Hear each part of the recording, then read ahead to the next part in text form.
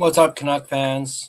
Welcome to the Line Change, a Vancouver Canucks podcast, a proud presentation of DraftKings Sportsbook, as well as a proud member of the Hockey Podcast Network. Be sure to check out the network for your favorite podcast covering your favorite team at thehockeypodcastnetwork.com, the home of hockey podcasts, every team, everywhere. Now here we are, our first official live game stream. I'm testing this out, seeing if it works, and seeing if I enjoy it. And if I do, maybe we'll do more of these. Not going to be doing what Russell does and doing every single Canucks game, but I'll do as many as I can, permitting, you guys enjoy them. And I got the game on right here, got the headphones in. The Montreal Canadiens versus Ottawa Senators game just ended.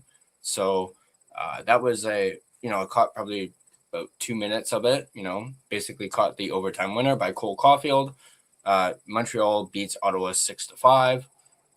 They're just showing some highlights from the Maple Leafs and Jets. Obviously, it is Hockey Day in Canada, Saturday night hockey, and they're in Moncton, New Brunswick tonight. So Canucks game hasn't officially started yet. We're, obviously the Montreal and Ottawa game went to overtime. So we just got to wait a little bit for the Canucks game to start. But we could, if you guys wanted to, do a little Ask Me Anything, so go ahead and post in the comments, either on X or on YouTube, a little Ask Me Anything, ask me whatever you want in the comments, permitting it's, decent and, not, toxic or anything like that or bad. And I will do my best to answer it. Gives you guys a chance to get to know me a little bit more. If you've never, seen the podcast before, gives you a little insight into who I am and the type of Canucks fan I am. So go ahead and drop those in the comments or in the live chat down below, and I will answer them, bring them up onto the screen. Obviously, game is getting ready to come up. They're just showing, Brock Besser, Connor McDavid. Obviously, it's skate night tonight, so I'm rocking my skate jersey here tonight. And as you can see, you have our skate layout on the stream as well.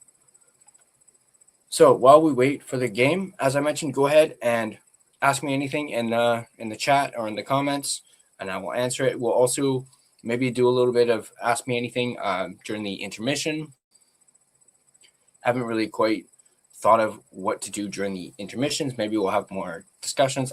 Maybe for the first intermission, I will talk about some more Kiefer Sherwood trade watch.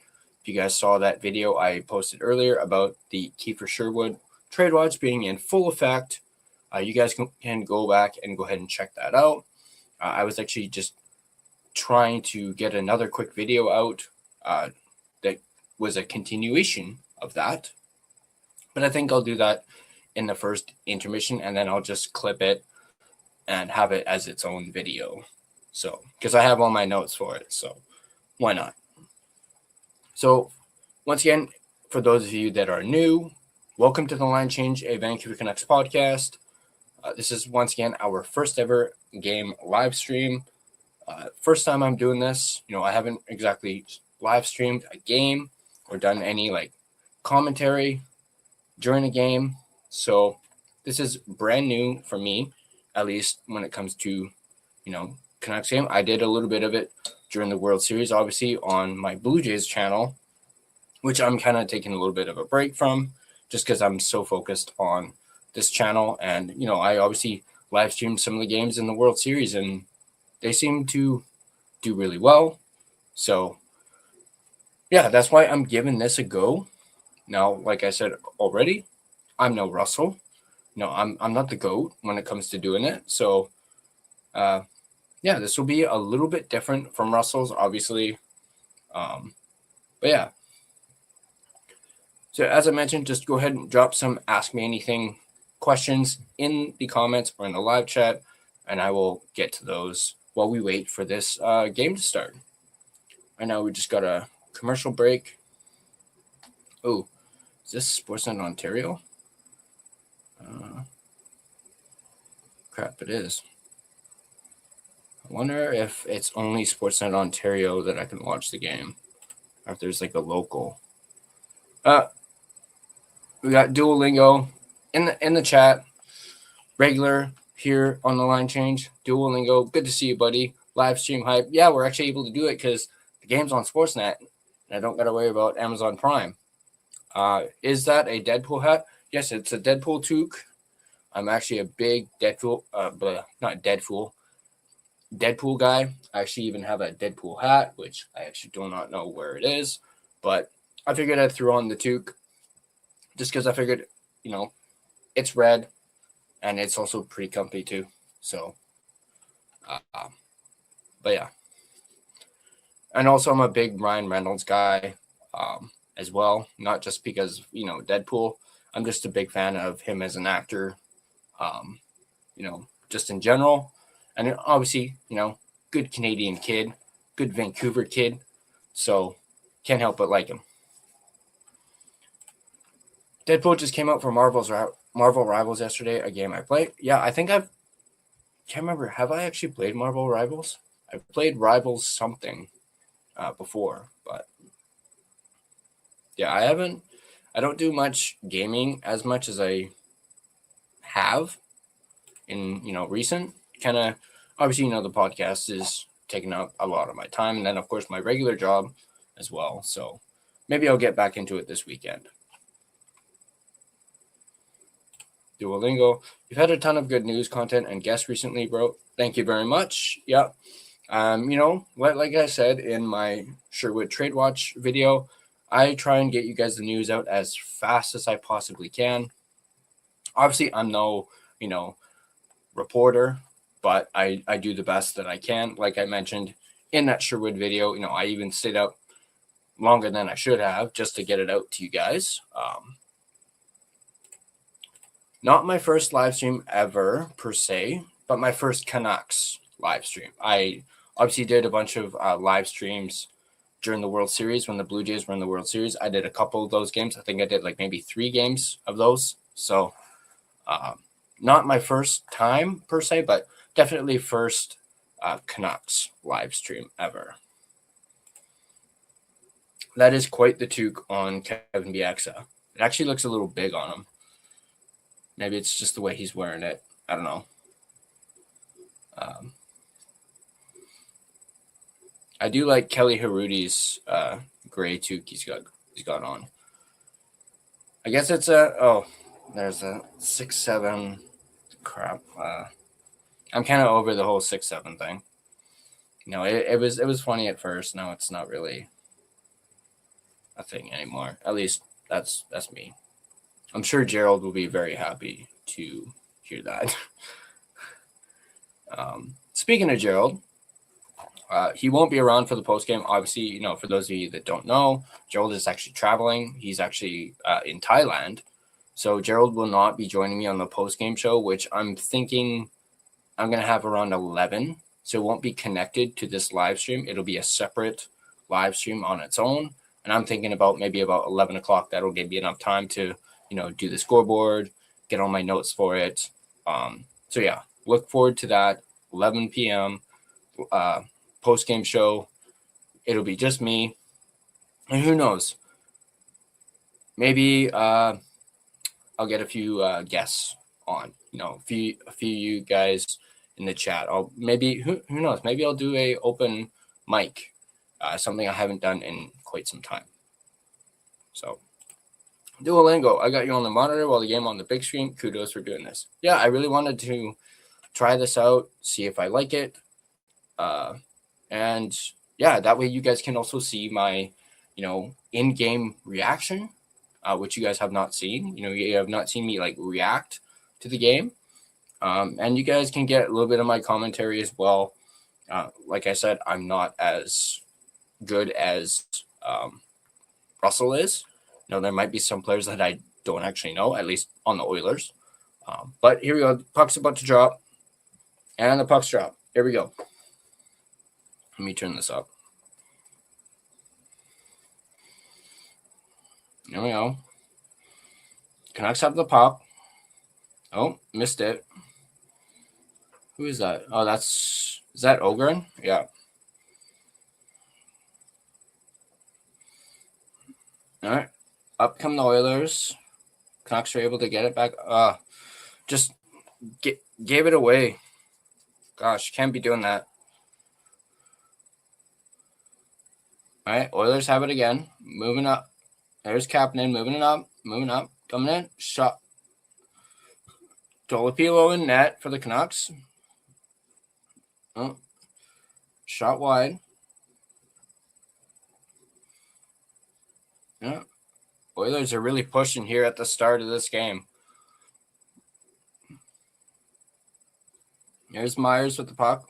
Passes it up. Turnover. Come on.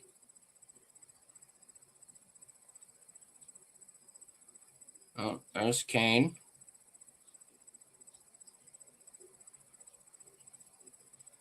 Okay, I don't know who number 22 is for the Oilers.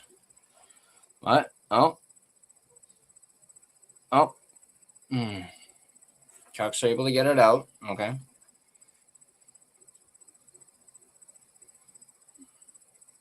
Ratsu with a big hit.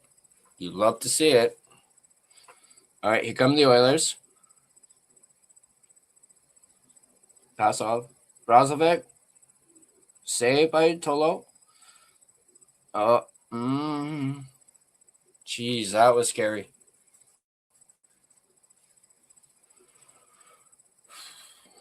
Oilers. Pass back.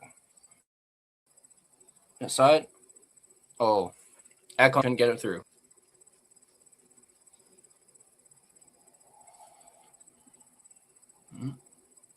Is that Ekholm? There's Myers. Myers with the puck. Off to Mancini. There's our... Oh, nice little move by Baines, but ended up, not looking good.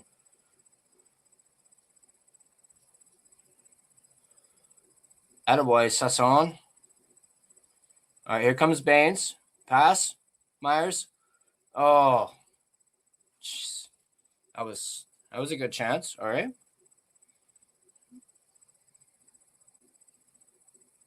All right, Oilers pass up. Yeah, Mark with the puck. No. Yeah, Mark. Oh. Petey, what are you doing? Keep your stick down. All right, here comes Petey. Pass off to Besser. To the blue line. Liam Ogren, shot. Pedersen shoots, save. Besser shot, save. Oh, Jari's in net. Okay. Back out to center. Here's Marcus Pedersen. Passes it off. Up to Ogren. Went to nobody. And then dumped into the Edmonton zone. Yeah, wow. No whistles in 4 minutes. Wow. No. What? Well, okay. Here comes Mancini. Camp moves up. Camp to the blue line. Back into the zone. There's DeBrusque with... Man, the Canucks are losing the puck so easily so far in this game. There's Violander. Kane trying to get the puck out. Comes Camp. Up to DeBrusque, who just flips it in. Okay, I didn't like that from DeBrusque.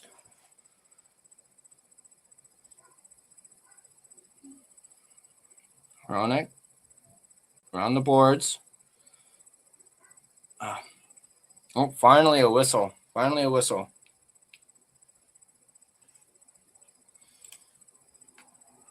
Have you lost the passion for watching games and being excited for them this season now, or still happy to? Well, I've missed the last few games because of work, so not because of, not by choice, but I mean, so far in this game, I haven't really seen anything that's really made me excited for this.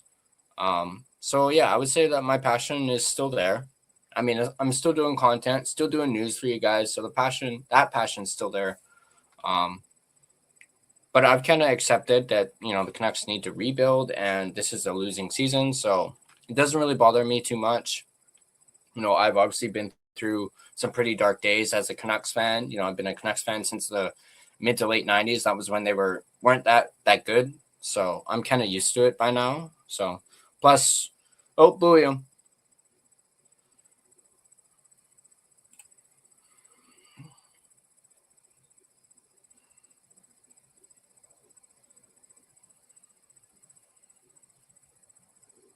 Oh, Myers bobbles the puck.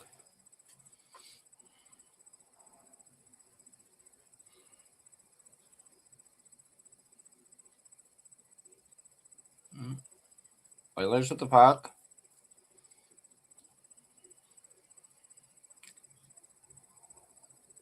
Oh, no. Oh, who's that? Lazar. Oh. Oh, whistle. There's a whistle, and we're taking a break. Hey, Bobby. Oh. O'Connor, that would have been a nice chance.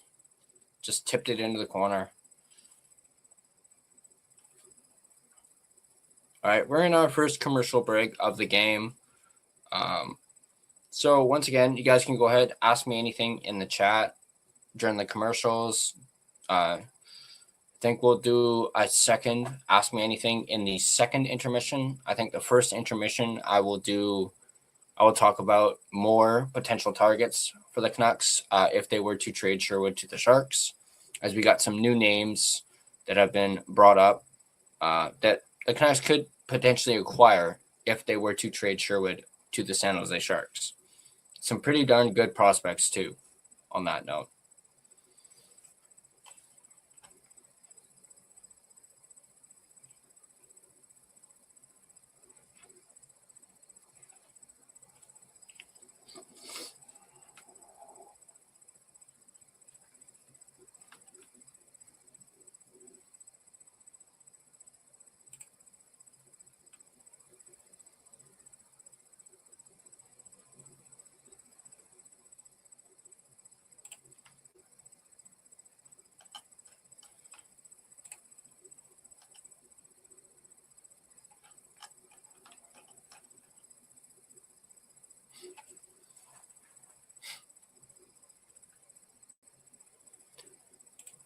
Oh, I know.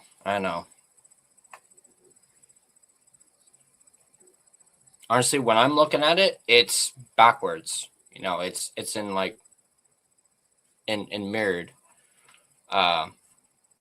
mode. So it's actually backwards when I look at it on the screen, but when I turn, I see, yeah.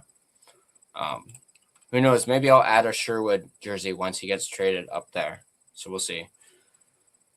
We got somebody new in here. Is this Michaela 5799? So who are we gonna draft? Well, I hope Stenberg. I would absolutely love Ivar Stenberg if they drafted him. I wouldn't mind McKenna, but I absolutely prefer Stenberg over the two and feel as though he's more NHL ready than McKenna. Two guys that don't want to just collect a check but win and play hockey. Absolutely. Yeah, that you hit the nail right on the head there, duo. All right, puck drop. PD loses the face-off. Oilers move the puck up. Back pass. Is that McDavid? Ekholm. Nice save by Tolopilo.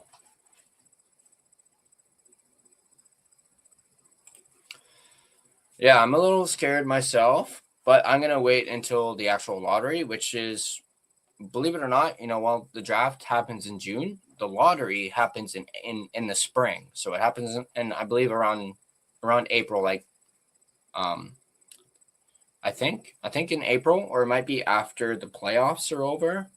So, but it's definitely before the draft for sure. Yeah, don't remind me about Yakupov. I remember him.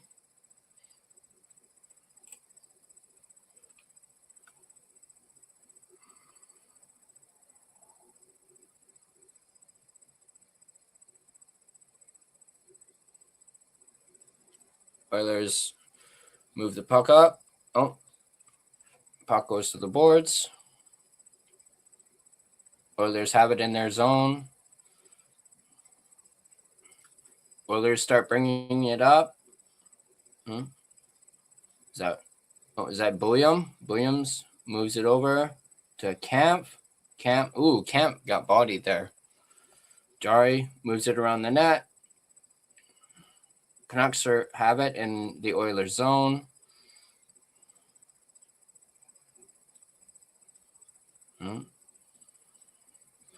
DeBrusque with it. Moves it back around behind the net to Kane. Okay, I don't know what the hell Kane was doing there.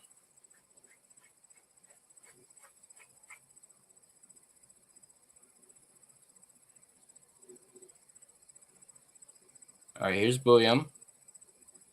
Up to Ratu. Who dumps it around. Mancini with it. Down to Garland. Mancini. Oh, no. It's all right.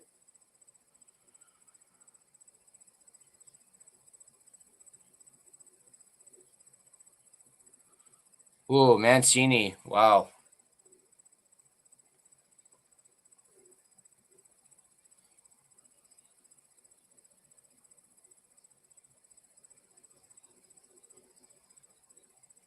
Nice play by Mancini there. Able to get the stick underneath his.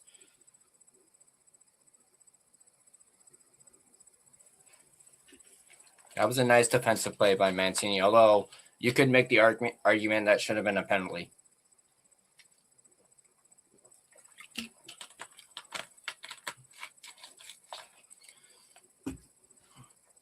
Four shots on goal for both sides so far early on in this first period.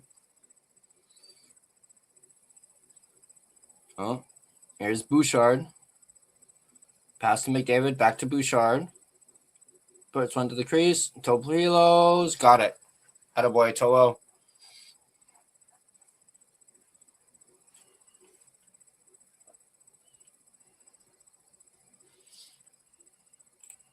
How concerned are you about Demko being signed 8 times 5 times 3 and he's just perma injured? I'm pretty concerned. I'm starting to not like that contract. Despite being happy about him re-signing in the summer, I'm starting not to like it very much. As much as I love Demko.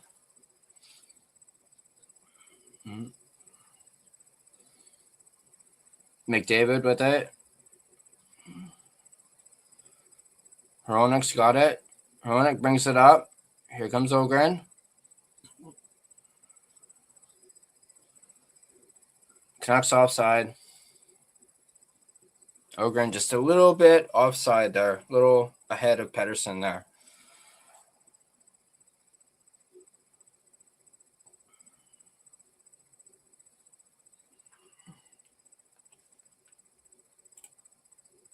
Michaela picked the Canadian being a Swedish retirement team hasn't worked out well for the Canucks. Yeah, I mean, I would obviously prefer Stenberg, but hey, if they picked McKenna, I would be okay with that.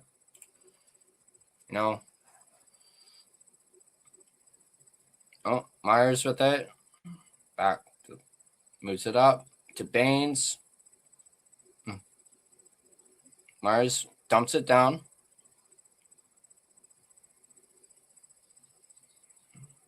Oh!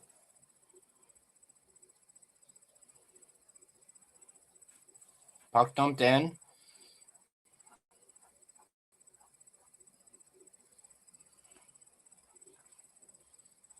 Back to the point. Oilers dump it in. Here comes Carlson. Dumps it down the. Darnell. Sarah's better. That was I don't know if he's watching, but that's for Alfred right there. My good buddy Alfred.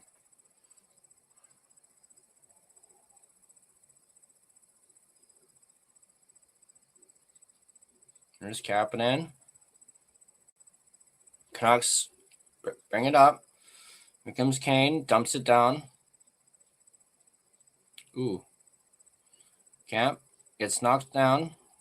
Kane comes in. Back to Villander. Dumps. Yeah. Oilers changing.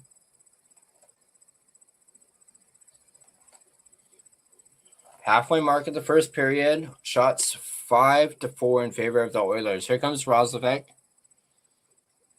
who I think the Canucks should have signed in the offseason.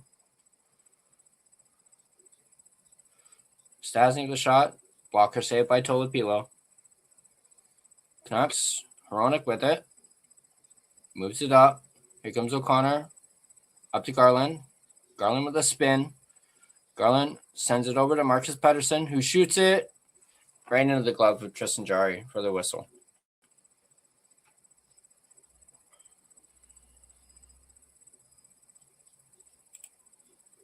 I'm so tired of this Swedish old boys club. Yeah. So soft, no heart, no club loyalty. Who's the best Swede in the league? Nylander. He was born in Canada. I don't know. There's some pretty good Swedish players like throughout the league. I would definitely say Nylander is definitely one of them for sure.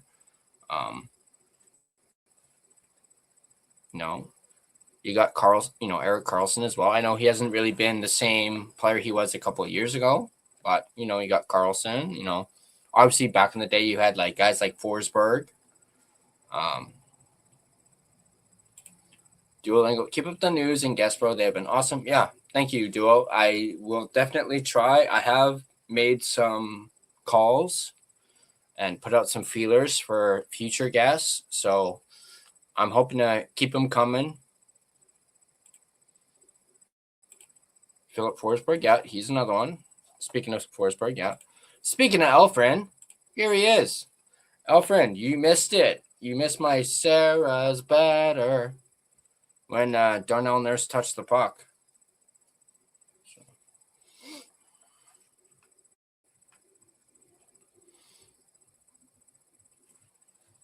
Middle of a commercial break right now. So yeah, go ahead, keep doing asking me anything, whether it's hockey related or about me. Go right ahead. Sarah's better. Puck these Oilers.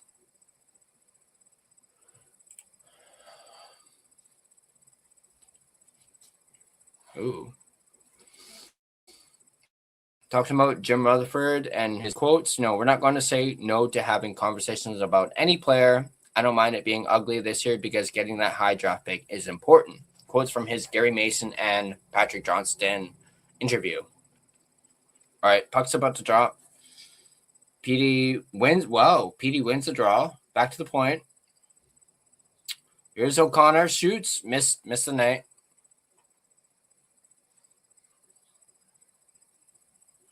O'Connor falls down, pulling a little Bambi there, but Canucks keep it in. Bouillon back to the point. No, that was Bouillon who sure. Nice chance by Bouillon with that shot. A little bit of traffic there in front of the net. All right. Oilers move it out. Garland with it.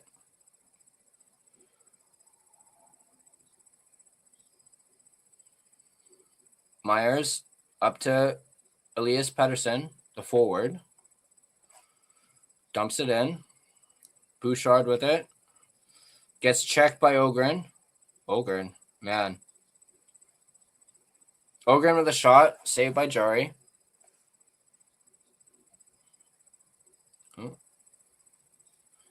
Oilers. McDavid had a chance, but the net gets knocked off.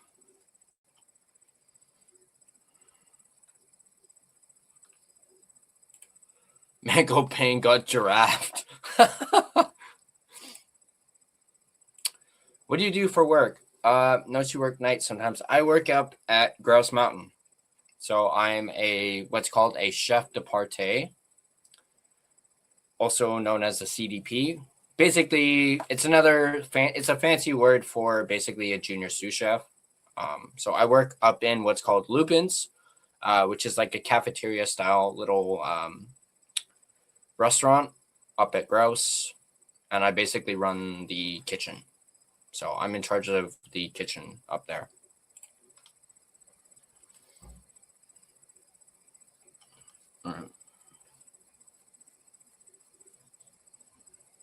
Bouchard getting pressured by Ogren again. All right, Bouchard moves it up over the Vancouver line. Back. McDavid. Elias Pettersson bringing it up. Ahead to Ogren. Oh.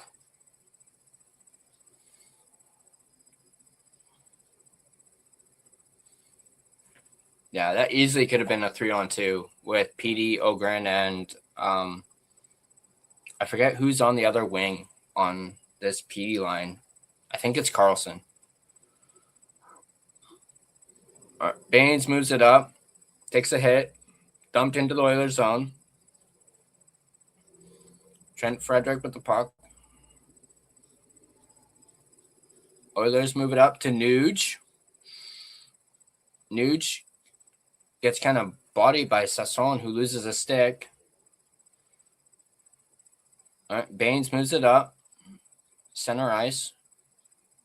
Canucks flip it in. Canucks changing. Sarah's better.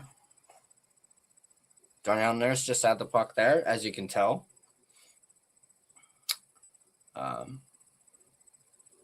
Here comes Kane. He just walked into that Oiler. Kane, Jesus, man. Kane, DeBrusque, over. Oh, William.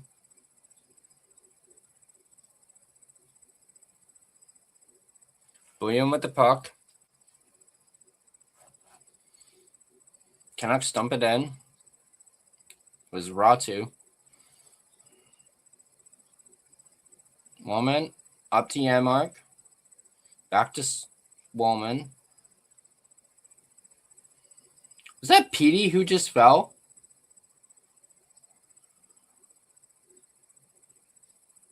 No, I don't think that was.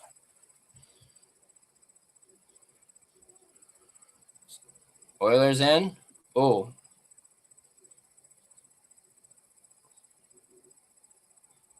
Puck down to the ice. Jari out to touch it. Nurse. Amberson now. Up to Nurse. Howard.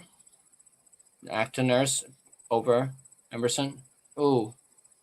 Roslovic with a nice chance. Nice save by Tolopilo.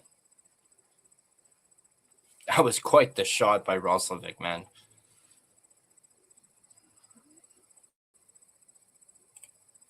As a Canucks fan, I do not like the Oilers either. Yeah, no. Yeah, if we're going to at least win at least a game, I would absolutely love it to be against the Oilers. Sorry, Oilers fans, but, fuck these Oilers. Man, Ogie was a steal from the Hughes trade. Yeah, I'm really loving Ogren. I wasn't too sure about him when the trade. I was more big on Bouillon and obviously Rossi, but Ogren has really grown on me. And hey, I wouldn't mind an Ogren jersey at this point either.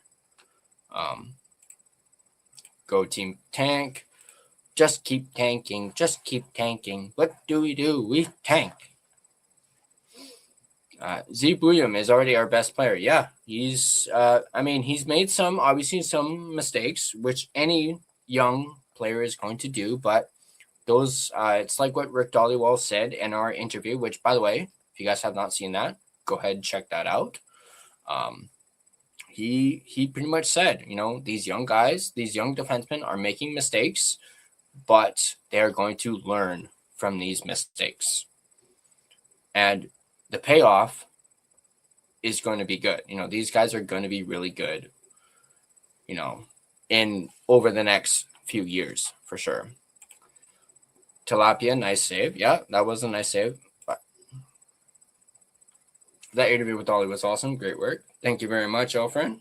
Yeah, go ahead. If you guys haven't checked that out, go ahead and check it out. It's up on the channel. I actually just recently put up some clips, so you guys can check those out as well.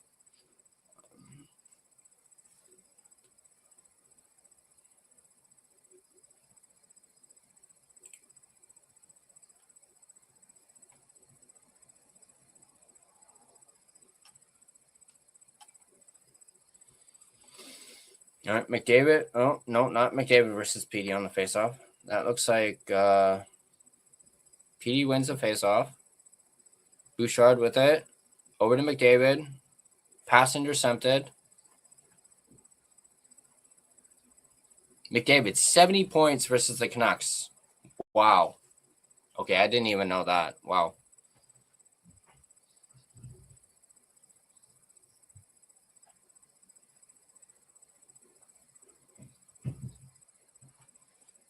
Shot on goal. Ogren. Saved by Jari. Nice chance for Ogren's getting some good looks here tonight. Oilers shoots. Blocked. Pass around. McDavid. For Podkolzin. Ekholm. Cross. Bouchard. McDavid. Oh, come on, PD.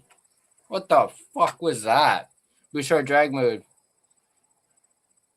Tolopilo.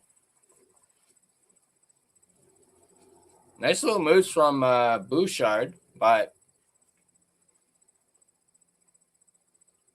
I don't know if you guys saw that, but PD just kind of went like, when trying to check McDavid. Like, dude, come on. Ooh, nice little move. That was a nice move by Bouchard.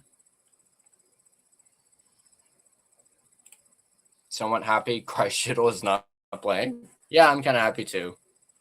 But I hope, everything is okay with him and his family, though.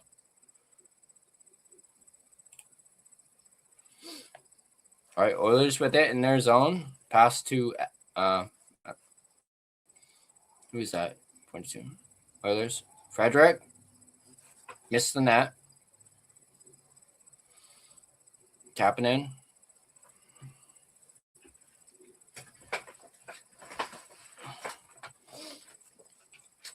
Bauman. Nuge. Back down into the Oilers zone. Down to the Canucks.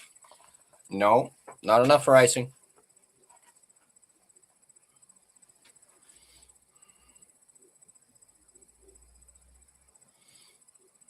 Well, Oilers with it.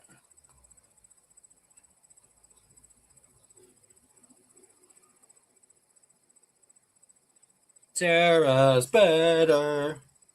Nurse with it. Up to Emberson. Dumped into the Canucks zone. Mangiapane around the net.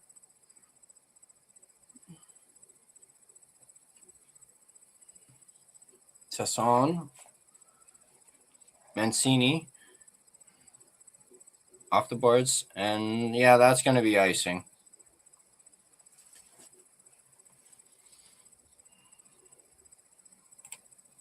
Who does Boo-Hoo Shard think he is? Another McDavid? Boo-Hoo Shard. Okay, that I haven't heard that one before. That was a good one, Alfred. I like that one. Boo-Hoo. Okay, I'm going to call him that from now on. Boo-Hoo Shard. I see you, honey. That's my wife, if you guys don't know. Right there. That I'm poking her. Yeah. He's this Alfred that has this guy. Yep. That's Alfred.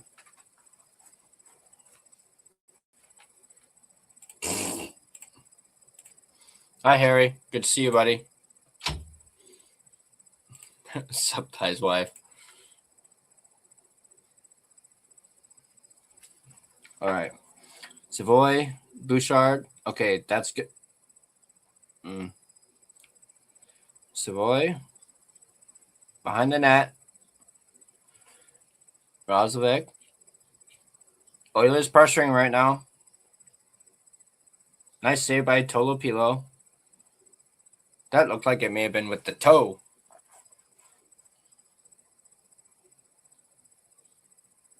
Puck exits the zone. Bouchard. Rozovic missed the net. And how did Rozovic miss on that one?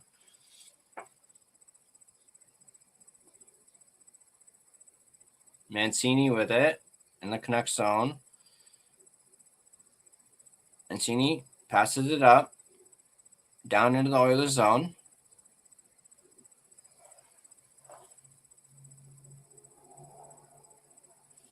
Last minute play in the first period. Shots 9-7 in favor of the Oilers right now. McDavid with it. Cross. Pass to the middle. McDavid. Down. Podkolzin there. There's Bessert. Ooh. Night.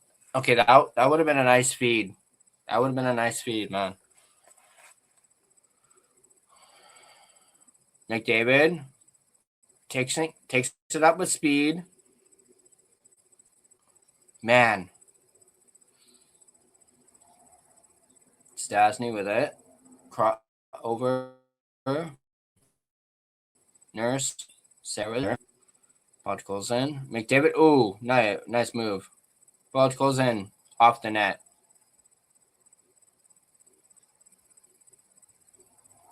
Oh. Hronik with a little jab on Podkolzin there as the period ends. And the first period's going to end with no score. I don't know how Rozovic missed that shot. He had a great chance there. Overall, I think pretty decent period for the Canucks. I mean, kind of started off a little sloppy, but I feel as though it kind of got better as how do you miss that? Podkolzin with a nice chance there.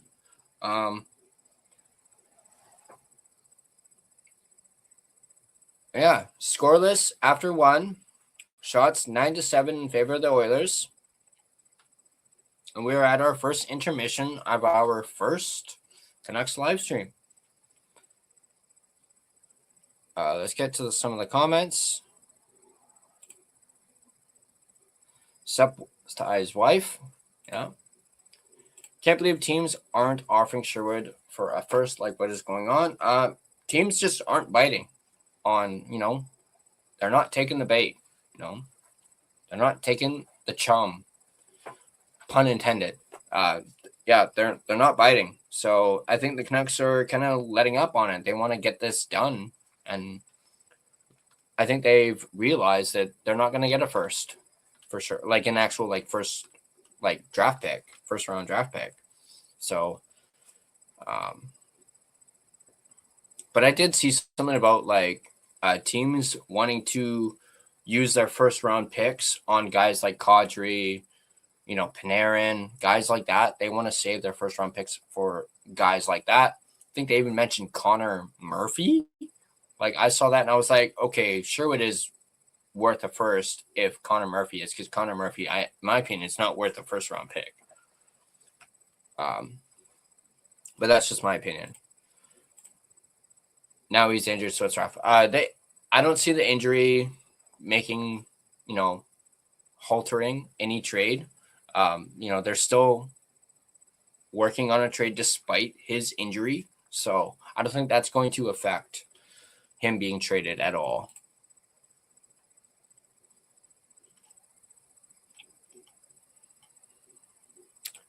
Harry, I'm watching the game too. Jack shit misses the net. Oh, Harry's at the game. Awesome. Cool. How's the atmosphere there at Rogers Arena there, Harry? while watching your stream. I appreciate that, Harry. Wow, Harry. Maybe I shouldn't have been to the game. Well, hey, they're not losing yet. So maybe you're a bit of a good luck charm there, Harry. Offense, so far this game has not gotten out of hand just yet. Yeah. Sherwood to the Sharks. Yeah, that's what I'm hearing. It's not, there's obviously going to be other teams involved, but I'm hearing Rick Dollywall is basically saying keep an eye out for the San Jose Sharks in particular. So they could be a potential landing spot for Sherwood, as they could use a guy like him on their wing. So for Misa and a second overall pick, no, they're not getting Misa. No, you're not getting a high-end prospect for Sherwood.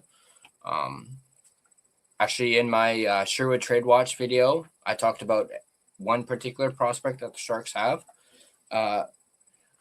Philip Bysted, and he's actually somebody who I'm really interested in. There are some other prospects that the Sharks have that the Canucks could target, which I am going to get into in the second intermission. So stay tuned for that. Urban, what's up? Intermission open house? Maybe. We'll see. I might actually save open mic or something for the post-game show, which will be later tonight.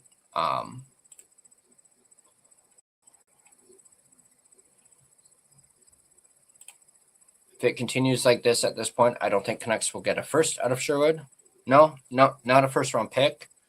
But maybe they get a prospect who was a first-round pick. So maybe, technically they can get – that's how they get their, first-round pick. So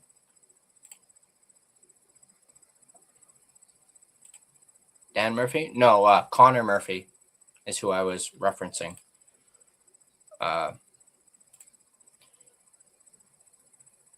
We'll see. Again, I'm leaning more towards post-game just because there's not a big window for the second intermission, and I do want to get to the Sherwood stuff. So, Harry, they do win when I attend. Well, one win ain't going to hurt, considering how many times or how many losses we've gotten so far here in 2026. The Canucks target Panarin. How much would they give up? A lot for Panarin. But, I don't think they're going to get Panarin. Maybe off-season. Even that is, far-fetched. But the only way they'd get him is probably in free agency or something like that. And he is a pending UFA. So, we're in hell yeah, because I'm having dinner soon. Panarin is someone, if way close to winning now, and we are definitely not. Yeah, Panarin is probably out of our price range. He's probably going to want big money too, and I don't think the Canucks have the cap space for him either. So maybe if the Canucks hadn't paid Demko 8.5 over the next 3 years, that doesn't kick in until I believe in June or July 1st, I think, is when that deal officially kicks in. Has Quinn Hughes been re-signed yet? If not, could we see the Canucks getting him back? No, he hasn't signed an extension with the Wild yet. And actually, it seems like that conversation has kind of quieted down a bit. We might not actually hear anything until the offseason. Because remember, he can't actually sign an extension until July 1st. Or like around July. So... and no, I don't see the Canucks getting him back. I think it's another like Bo Horvat situation. He doesn't want to come back. Do you need to get Urban on as a guest tonight? Yeah, definitely. No. I mean, I got to keep the guests rolling. So, and Irvin definitely counts for that.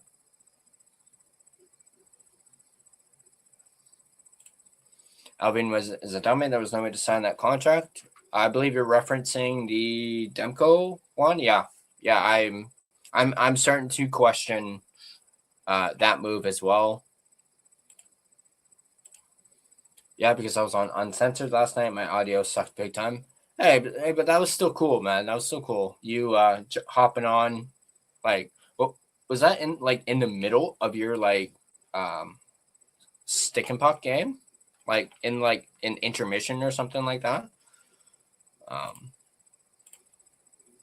I've seen Philip Dano return back to his team he played for, so who knows? Players do return to the former team. Yeah, you're very right, but I don't really see Quinn coming back, especially considering how he left. So, but never say never. A lot of people say so.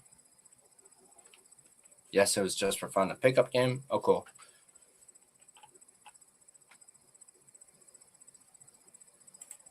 The timing of the Demko signing was really redundant. I could have waited. Yeah. The fact that they didn't have to do it until this upcoming July, but they signed it literally a year before they really needed to is definitely very puzzling for sure. I mean, it was a little puzzling at the top. At the time, but now it's even more puzzling because of Demko and his play and the fact that he's injured again, and this is now 2 injuries so far alone this season. So, with guys on my team, awesome. Ooh, this is a good question from Harry. Would you rather have JT back and trade PD, or have Horvat back and not have to trade PD? That's a good question. I did ask Rick Dollywall this question. I basically asked him, if the Canucks had traded Miller instead of Horvat, do you think this team would be in a better place, today? And he said yes. Obviously, the Miller Pettersson stuff wouldn't have happened. We don't know if Pettersson would have, had that bad season, or kind of not been a 100 point player. We don't know for sure. But obviously that whole JT and PD stuff took a toll on him and affected him mentally. So he didn't perform like he was supposed to. So yeah, he said, if they had kept Horvat over Miller, he does think this team would be better today if they had done that. Obviously, me being, a Miller fan, it's a little hard for me to answer that. Obviously, I love JT, but that's only because of my personal connection with JT.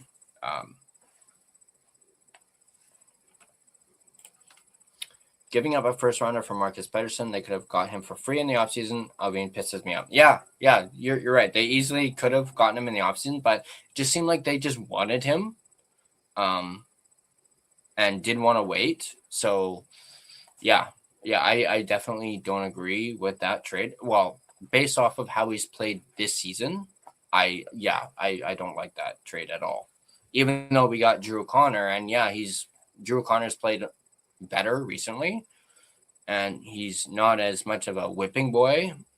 Not my whipping boy, but Gerald's whipping boy. He's played better for sure. But still,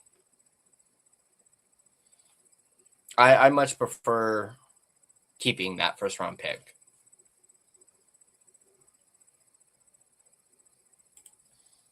Fuck, we could have had all 3 if not for the OEL contract.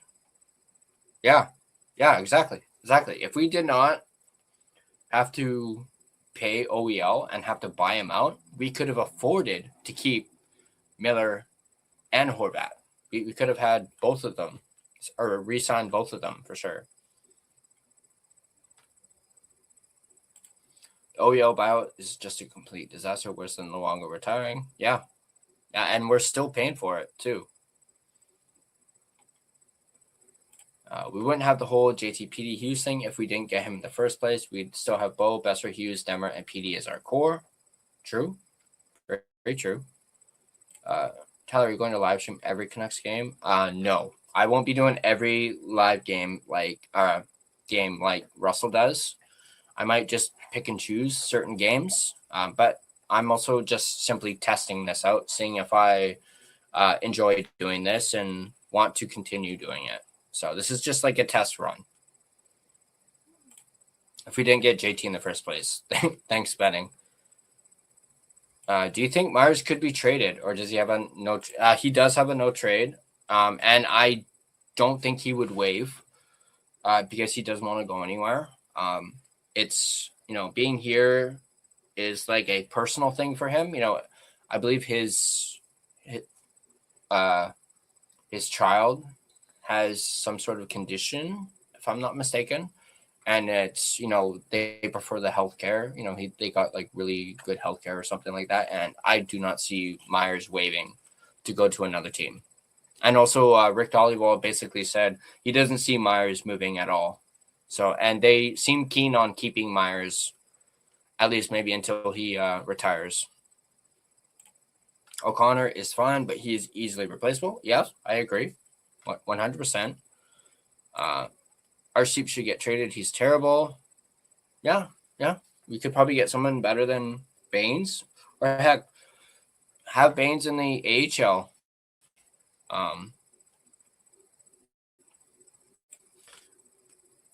OEL leads Toronto defense in points. What the fuck? Yeah, I saw that. I think people at one point were saying, since OEL is still getting paid by us, he was the highest producing player on our payroll. And he's not even on our team, which is crazy. I think that's changed since then. But at the time, he was like our highest point producer on our payroll, and he wasn't even on our team, which is crazy.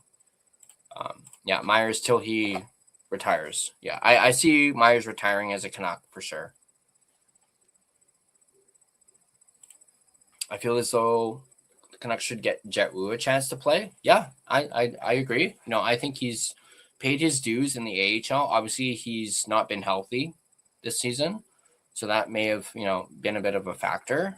But I would absolutely love to see Jet Wu make the big club for sure. But also, they're pretty stacked on defense, so there might not be a pathway for Jet Wu, at least at the moment. And now, if it says what can Jet Wu offer, not much. At least not much that the Canucks don't already have. For sure. He does have size. Yes, he does. I mean, honestly, I wouldn't mind them just, giving him a chance to see how he is. But I guess we will see. OEL has more points than anyone on the Canucks.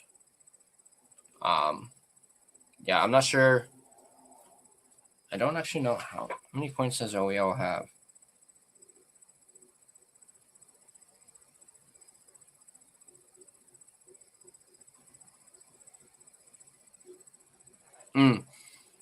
I know we're going to be getting into the Sherwood stuff in the second intermission, but I just noticed something. According to Elliot Friedman, the Canucks have given Kiefer Sherwood and his agent full permission to speak with other teams. So there's that. Sherwood's agent has been given permission to talk to other teams. So we could see a trade within the next week. So there's that. Right. I was looking up OEL's stats. And Larson.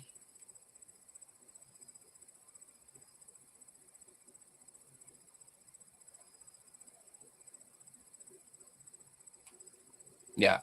Ekman Larson has 31 points. So yeah, he's that. Yeah. I don't think a Canuck has more than 30 points. 8 goals, 23 assists. Damn. he's really excelling in Toronto. Well, both Toronto and Florida. He's excelled since he left here. Dinner time, see you post game. All right, Urban, I'll see you at the post game, buddy. Neil Zaman as well. Yeah, I could see them possibly giving him a shot, but maybe later on in the season, once they're officially and mathematically eliminated. 31 points. He has speed. Yeah. Did anyone expect the trade for the Canucks yesterday? Yes, I expected that Sherwood trade to go down yesterday, which I'll admit I'm kind of glad it didn't, but only because I would have been at work and wouldn't have been able to do a reaction, video right away. So I'm kind of glad it didn't happen before the Olympic break. Yeah, like I said, I think within the next week it'll happen. At least by the Olympic break, it'll happen. So yeah, second period is about to start. They were just talking about Brock Besser finally ending that goal drought, which I'm very happy for him about, but he still needs to step it up and be better. Are you Vancouver Canucks on TV? I just have it on my iPad right here. So could you see a trade happen next Friday? Yeah, I could for sure. All right. Second period starting. Into the Canucks zone. Up to Besser. Across the ice to, who is that? Ogren with it. No. Here comes Podkolzin. Whiffs on it.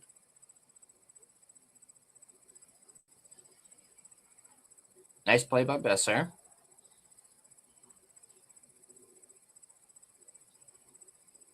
Sarah's better.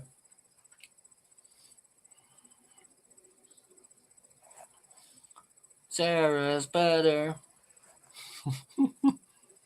Nurse up the middle. Into the Canucks zone.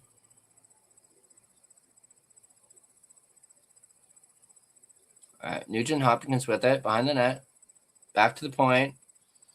Emerson to Nuge. Back to Emerson. Oh no, that's Kapanen.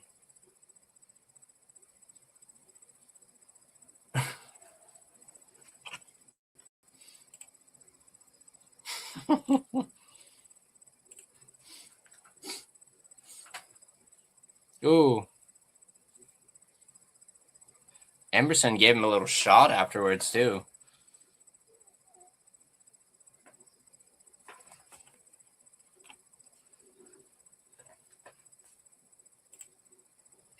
It's gotta be Kane. All right, Oilers with it. Down the boards. Swoy. Ratu. Up to William. Ratu. Shoot. Nice save by Jari and puck out of play.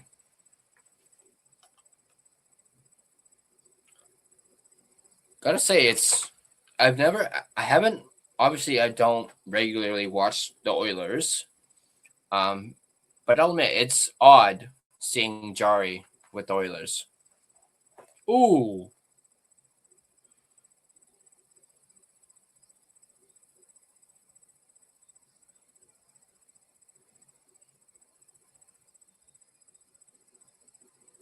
Hits are 8-6 in favor of the Oilers right now.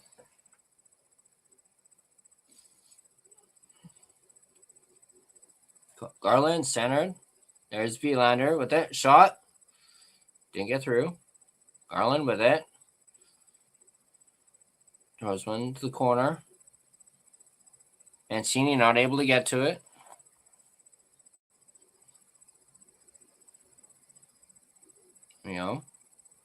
And Mark with it. Mangiapane not on the Oilers bench, so Mangiapane. Vilander with a shot, saved by Jari. Ekholm chips it out. Punk sent ahead. Rozovic, nice move. Score at Oilers.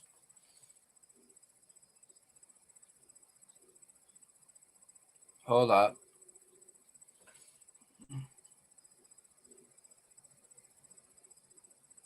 Wait, I want to see a replay of that.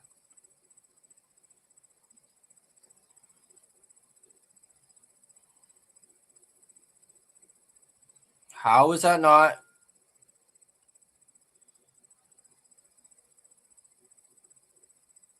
They're gonna have to look at the contact. That should be goaltender interference because he makes contact with Tolopilo.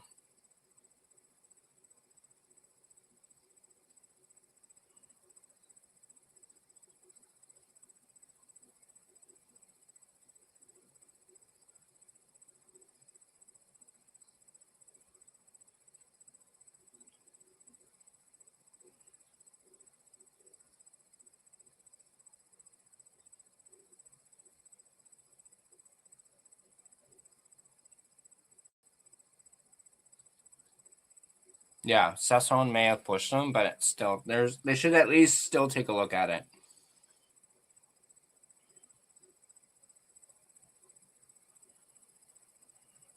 Okay, he doesn't really stop.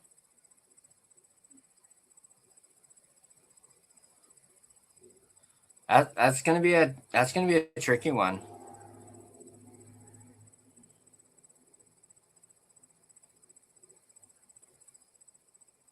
No, I don't think.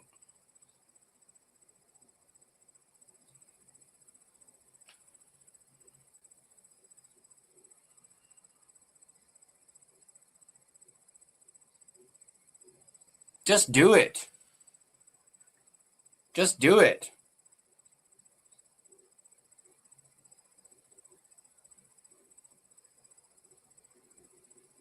Okay, yeah, they're challenging it. Honestly, just do it.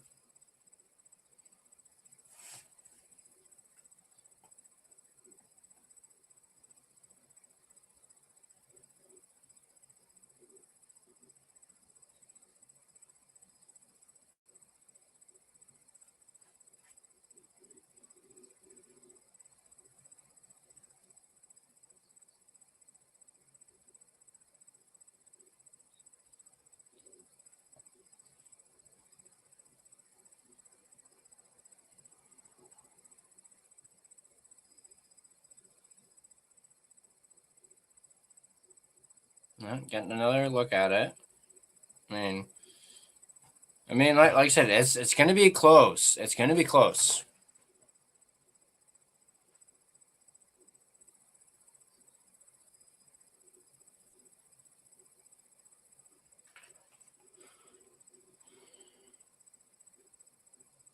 Hi, Shannon. Good to see you.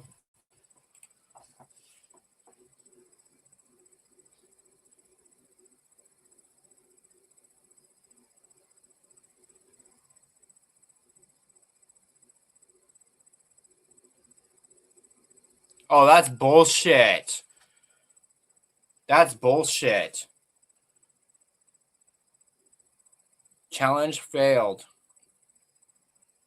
That's bullshit. That's bull. How can you be certain about that? That's bullshit. You can't.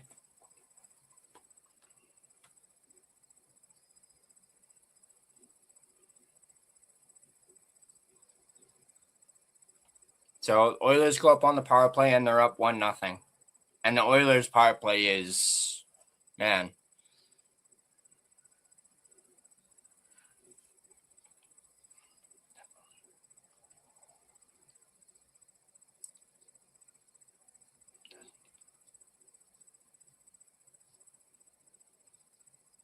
All right, Nugent, Hopkins with it to McDavid, to Bouchard, to Lapilo with a nice save.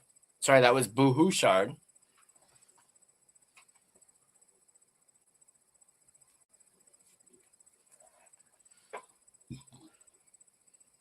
Bouchard. to Nuge. Down to McDavid. Back to Bouchard.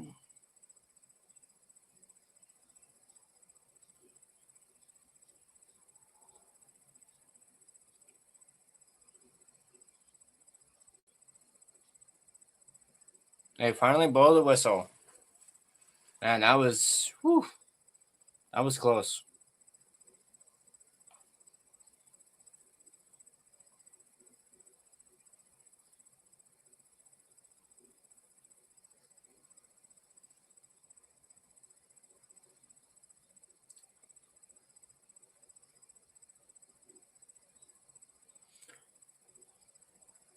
Good thing for them legs of Tolopilo, man.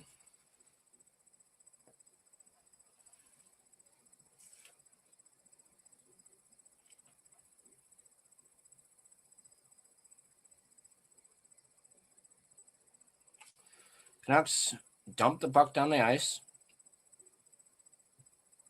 Oilers now out shooting the Canucks 11-9. About 5 minutes into the second period now. Up 1-0. Here's McDavid. Wallman. Over to Nuge. McDavid. Back to Nuge. Pass in front. Wallman.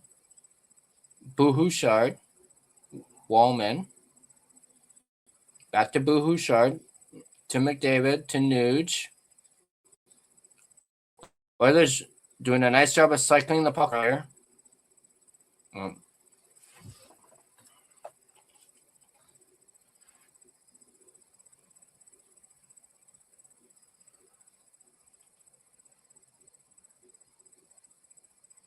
All right, 6 seconds left in this power play. McDavid spins over. Tolopilo, a nice save. What a save on Wallman. And the power play's over. Here comes Garland.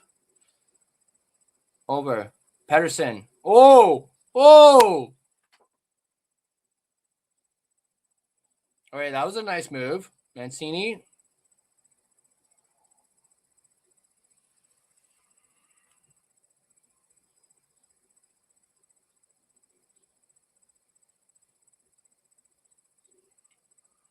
Garland with the puck. Moved up to Pedersen. Is that Kane? Garland. Penalty on Garland?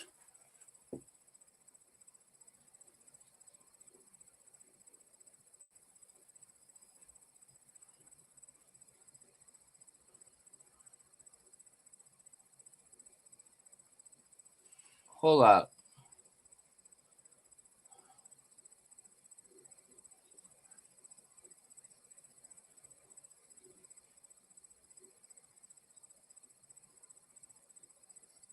Oh. Oh, yeah. Okay.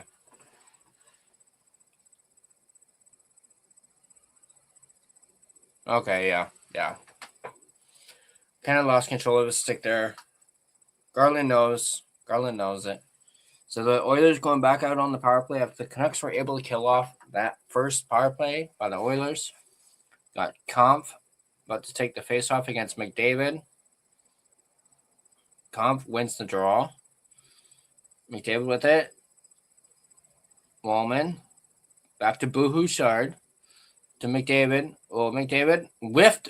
That was a terrible shot. Back to Bouchard. To McDavid. Down. Nuge. Around the net. Bouchard with the boohoo bomb. Saved by Tolopilo. You like that one, Elf? A boohoo bomb. What was that? Holy man. Oh.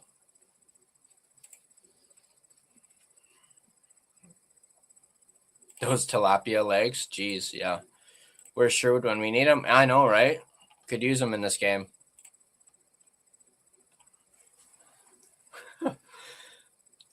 The boohoo bomb. Love it. Yeah.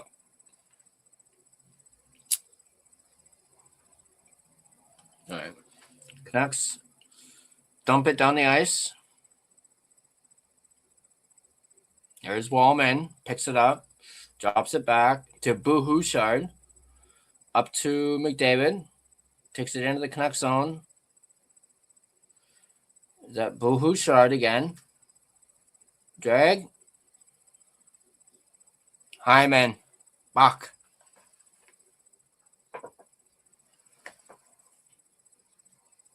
Two nothing Oilers.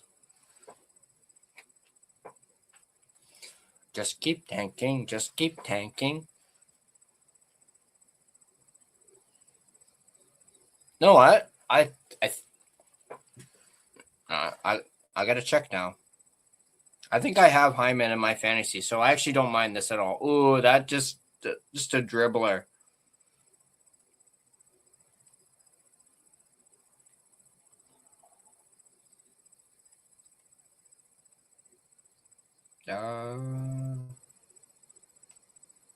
Okay, this one I do not have Hyman.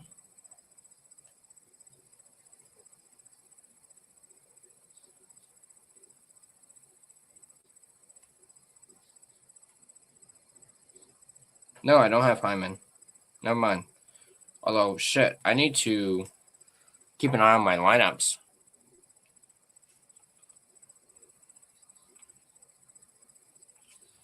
So 2-0 Oilers, 12 minutes, 40 seconds left in the second period.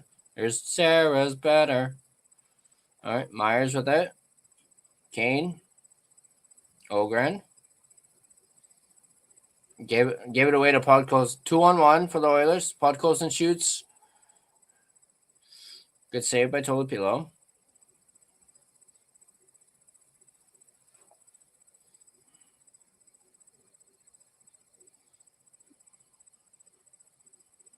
Who's that? Tapping in. Razovic into the corner.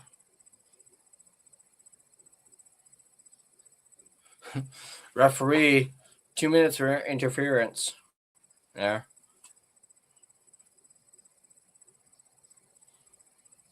Myers passes it up. Sasson. Baines. Carlson. Sasson. Oh, Baines. Baines whiffed on it, I think.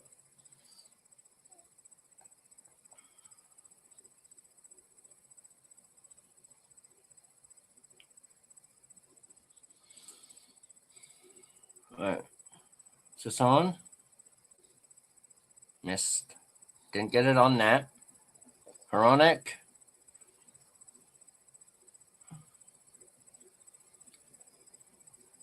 Is that Mancini playing with Hronek? Yeah. All right. O'Connor tried to get in. Ratu. Garland with it. Ooh!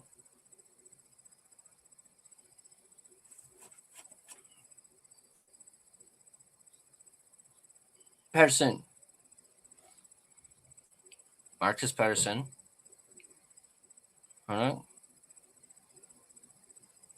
Garland in front of the net. Jari moves it away. Garland with it. Spinning around.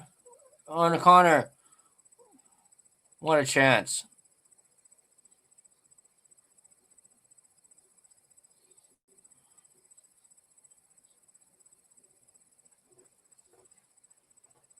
McDavid. Spins around. Oh, Nurse. Tolopilo. What a save by Tolopilo. Tolopilo is keeping these guys in this game. He's made some pretty big saves early in this game. Great chance by O'Connor. Sarah's better. That's why Darnell didn't score, because Sarah's better. Play La Bamba. 6:49 on the second period. Hyman goal. It's going to be 4-0 once the game is done. Hey, it helps to give me a hell yeah, ref. Yeah. No yeet for the Canucks. Yeet for the Oilers. Hyman is on a tear. Yeah. And you know what? I think I did have Hyman in my fantasy, but then was forced to drop him because I needed space, and I had a lot of people on injured reserve, so I ended up having to drop Hyman. And this was when he first came back from injury, and I just didn't have any space for him, so I had to drop him. So someone probably snagged him right after that.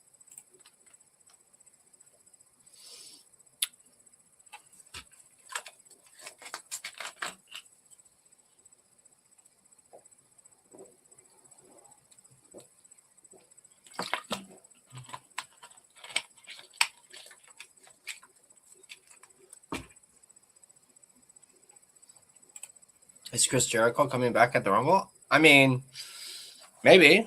I haven't really paid too much attention to that. But there could be a possibility. I know, I believe his contract has expired with AEW, so he's technically a free agent. And I believe WWE wants one last run with him. So potentially, I know he wants to be involved in WrestleMania in Vegas. So potentially, for sure.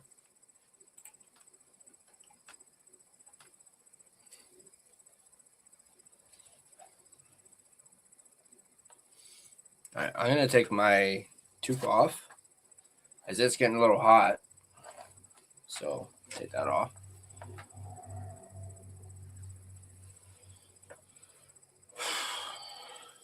All right. Puck about to be dropped. Oilers win the face off. Oilers dump it in. Myers gives the puck away. Jesus. Chaos draft, man. All right. Jake Russ moves up to Bulliam.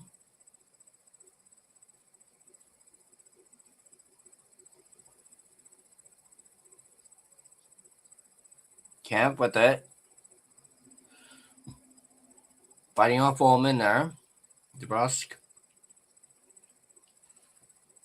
Around the boards. Myers to Bulliam. Shot. Oh.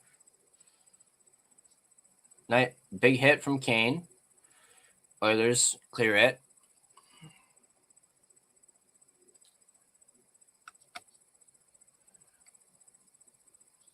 Myers with it.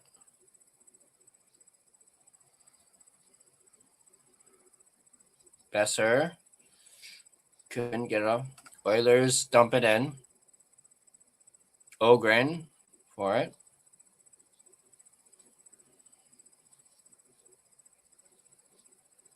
Nurse to Amberson. Good chance for the Oilers there.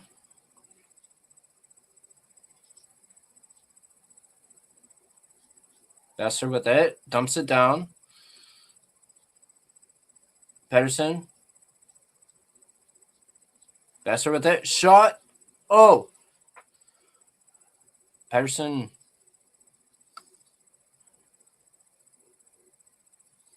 Man, imagine if Pedersen had got his stick on that. What happened? It scores. 3-0. Buck.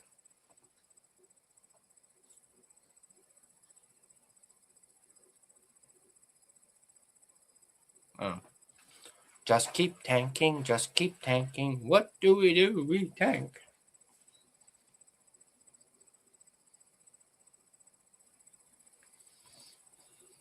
Oh, Pedersen just missed it.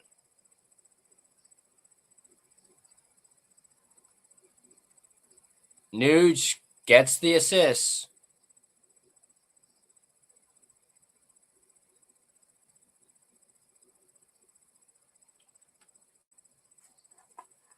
Goalpost and in. Did you attend elimination? You mean Survivor Series? Sorry. If it's Survivor Series, yes, I was at Survivor Series when they were here last year. Well, I guess technically 2024. November 2024. I was at Survivor Series, yeah. All right, 3-0 Oilers. Out shooting the Canucks 22-12. 7 minutes or a little over 7 minutes left in the second period. Oilers with it.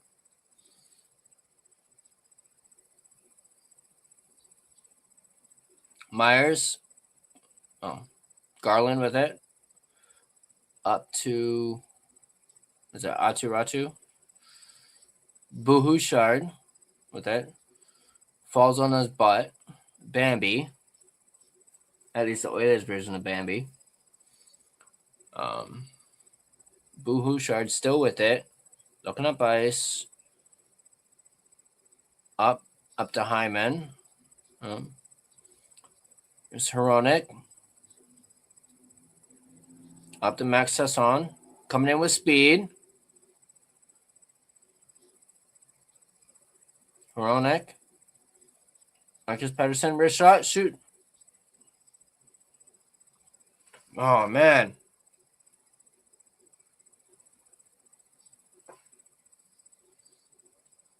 Hronek with some nice work on McDavid there. Checking him.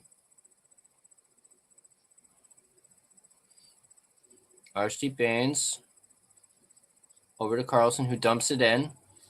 Jari Witt stops it.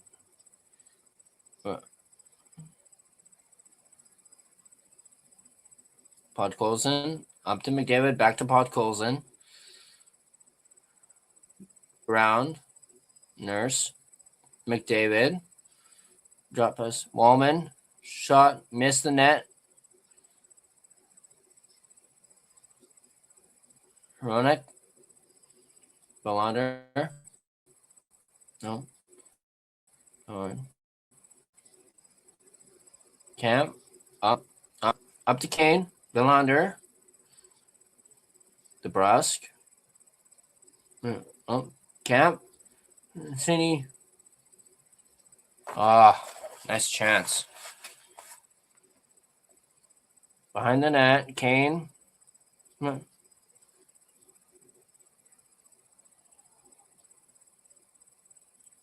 Oilers. Howard. Up. Fuck. Brozovic again.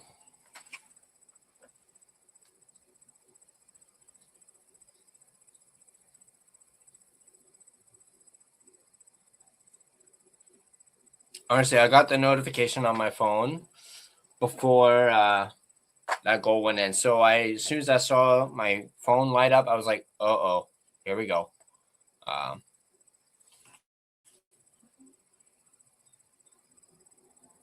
Right through Mancini's legs.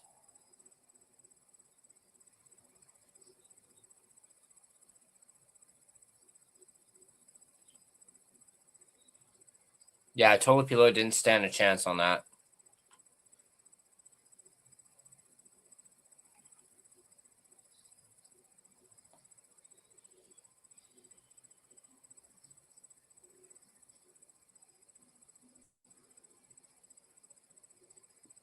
Doing it loud, let's go Oilers chant in the arena.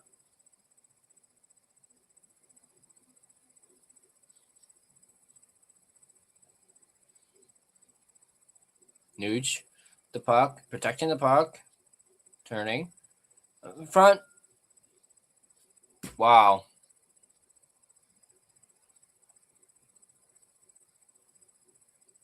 Jesus, man. What the fuck was that? Lots of Oilers fans at Rogers Arena. Wow.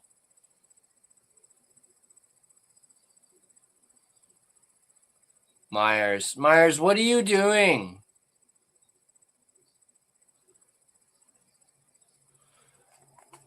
Myers is just fucking standing there.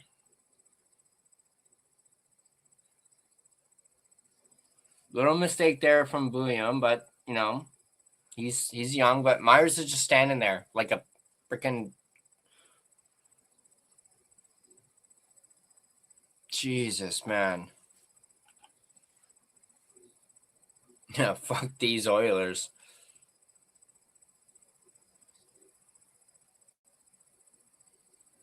Marcus Pettersson. Oh, Ogren with a chance. Puck loose.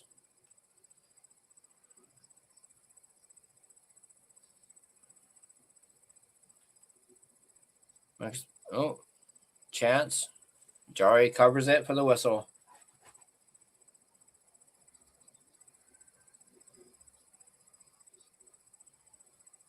Oh, yeah, you can tell Williams not happy about that one.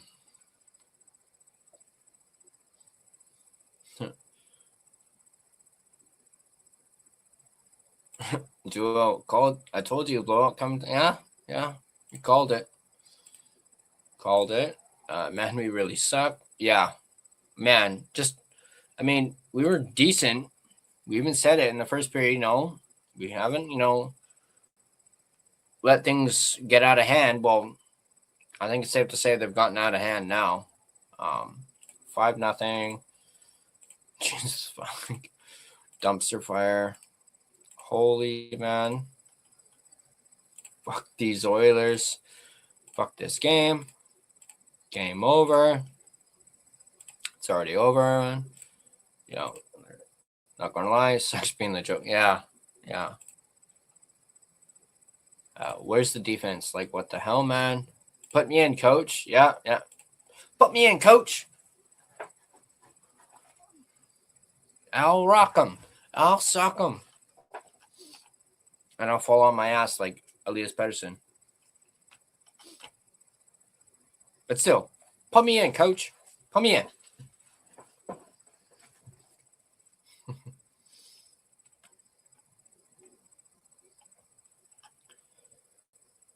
Oh, man.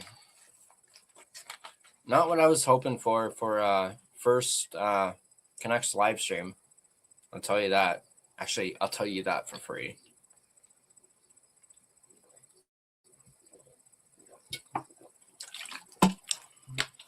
Ryan Nugent-Hopkins playing his 999th game. Tomorrow will be his 1,000th game. Imagine if we had him. Jeez. G, what's up, buddy? Yeah. Giving it a test run.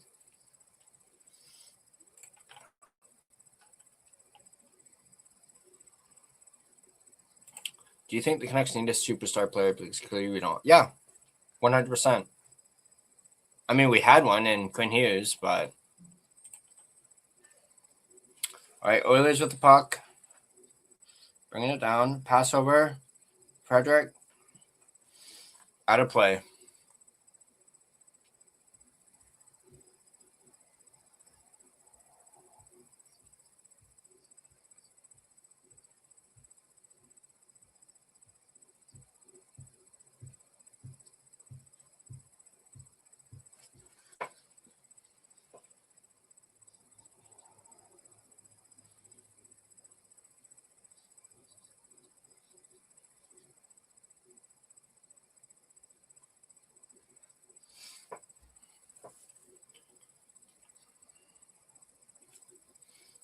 All right, Oilers.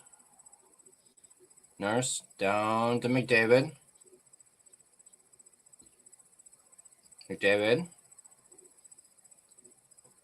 Emberson to McDavid. McDavid across. Anderson. Just out of the reach of Garland. Garland around the boards.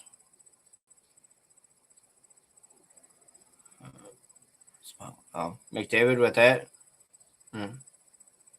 Yeah. Pod calls. Fuck.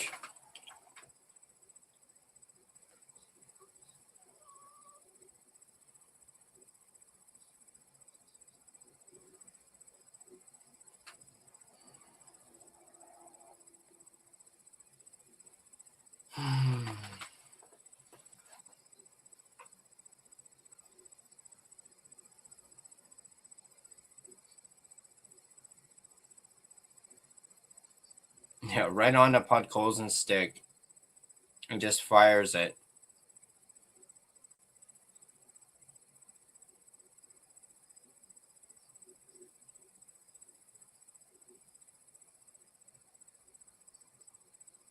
Fuck, 6 goals allowed in...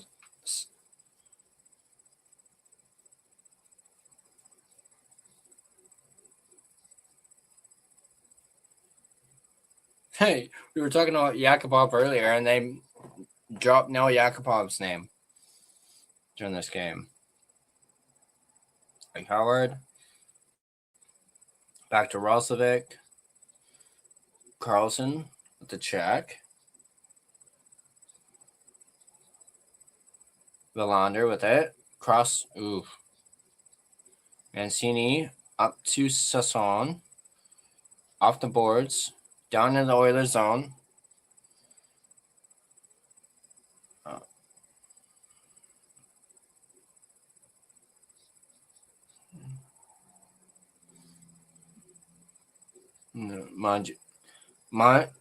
Manjo Payne.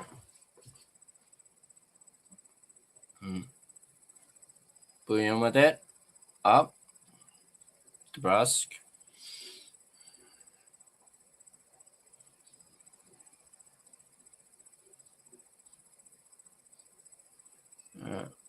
Whistle. Okay. Whistle out of play.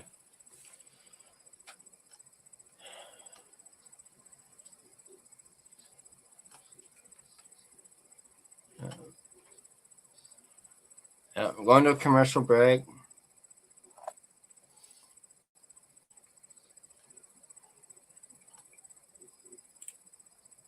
All right, I'll DM you in a sec there, Gerald. Although I just saw some notifications, so maybe you already DM'd me. Go team tank. Just keep tanking. Just keep tanking. Don't use it anymore. I'm in Tyler's. Oh, you're in my Discord. Cool. Yeah, let's get more people in the Discord. For sure. Tyler, I'm sorry you had to. Yeah, I mean, I thought this would at least be a decent game with it being the Oilers. But yeah, definitely a bad game to live stream for the first time, for sure. Should put Lanky in the net. Yeah, I wouldn't be surprised if in between periods that we see Lanky. Although I think I saw something about Lankinen might be a little under the weather, so maybe they won't. I'm not sure. It's going to be 10-0 by the end of the game. 7-0 incoming.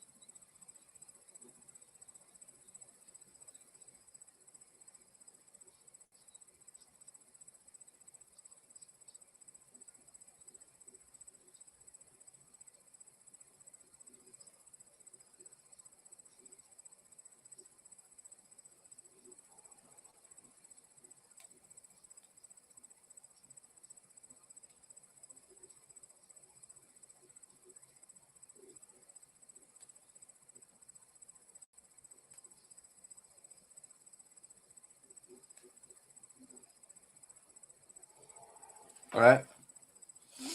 Oilers with it behind their net. Ooh. Kane.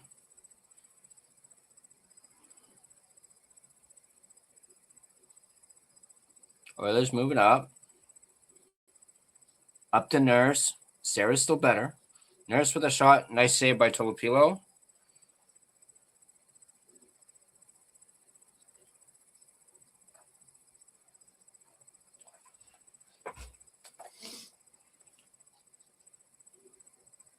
To be honest, the Oilers are hoping the Canucks in the first overall prospect. Yeah, true. Yeah, there is that possibility. And it's just Canuck luck, too. Well, I mean, I hope not. I mean, those things are freaking expensive. And you're not going to get it back. So, oh, yeah, they're talking about Lankinen right now.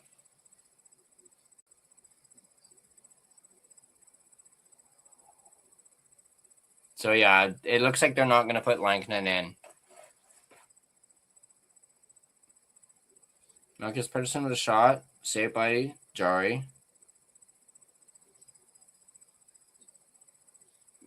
Myers, what are you doing? Pedersen with it.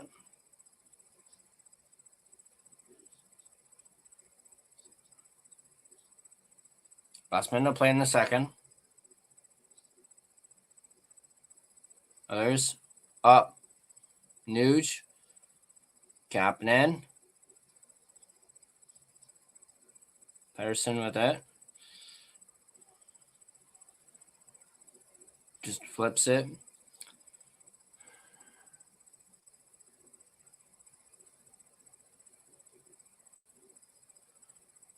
Ekholm around the net.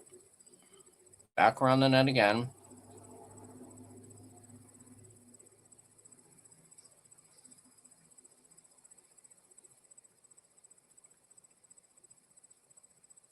McDavid shot, missed the net.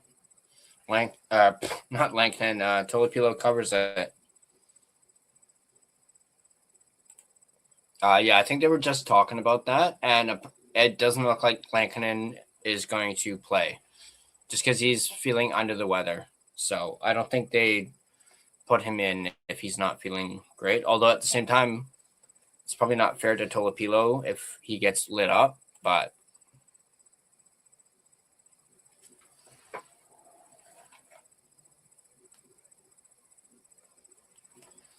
Icing. 5.1 seconds left in the second. And yeah, it's still the second period. And I'm like almost 2 hours into the stream. Damn. Oilers out shooting the Canucks 26-16. And up by 6.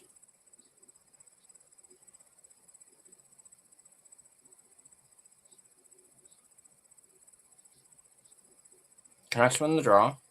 Myers. That'll do, Donkey. That'll do. Lankinen is, but he's just not well enough to play. He's still backing Tolopilo up. He's just not well enough to play.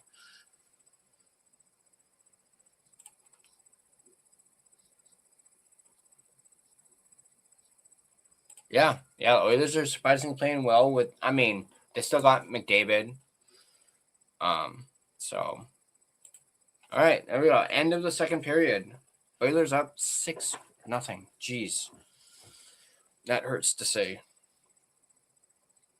But we are in our second intermission. So let's talk Kiefer Sherwood trade watch. Let me actually bring up what I had. Actually, I took it down, but I can easily get it back up. Let's see if I can find it here. All right. Let's move over to this quick.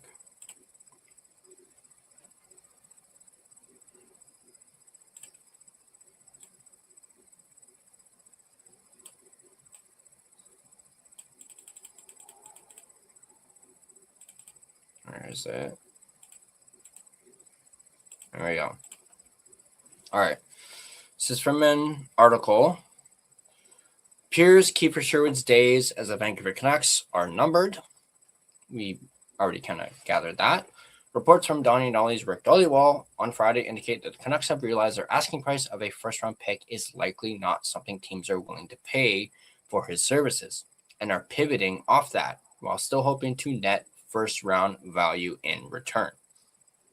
In his reporting, Dollywall mentioned, oh boy, my glasses are dirty. In his reporting, Dollywall mentioned the San Jose Sharks are as a team to watch for Sherwood's services. The Sharks have been going through a lengthy rebuild, not seeing playoff action over the past 6 seasons. Along the way, they've managed to trade players and recoup draft capital and prospects, leading them to a bright future led by Macklin Celebrini, Will Smith, William Eklund, Sam Dickinson, and Yaroslav Askarov. All 5 of those players are young, contributing to the NHL club now, and are a massive reason they are holding the final wildcard spot in the Western Conference. As they look to turn their rebuild rebuilding window into a contending one, the Sharks will likely reward their players by adding a piece now, as the Canucks did in 23-24 when they added Nikita Zadorov and Elias Lindholm. And the Canucks have the opportunity to be that team and kickstart their rebuild by acquiring a draft pick and a young asset from the Sharks who have plenty to give. So who on the Sharks should the Canucks target if they were to deal Kiefer Sherwood to the Sharks? Here are 4 forwards and 3 defensemen in the Sharks' prospect pool the Canucks could acquire. So let me bring up this.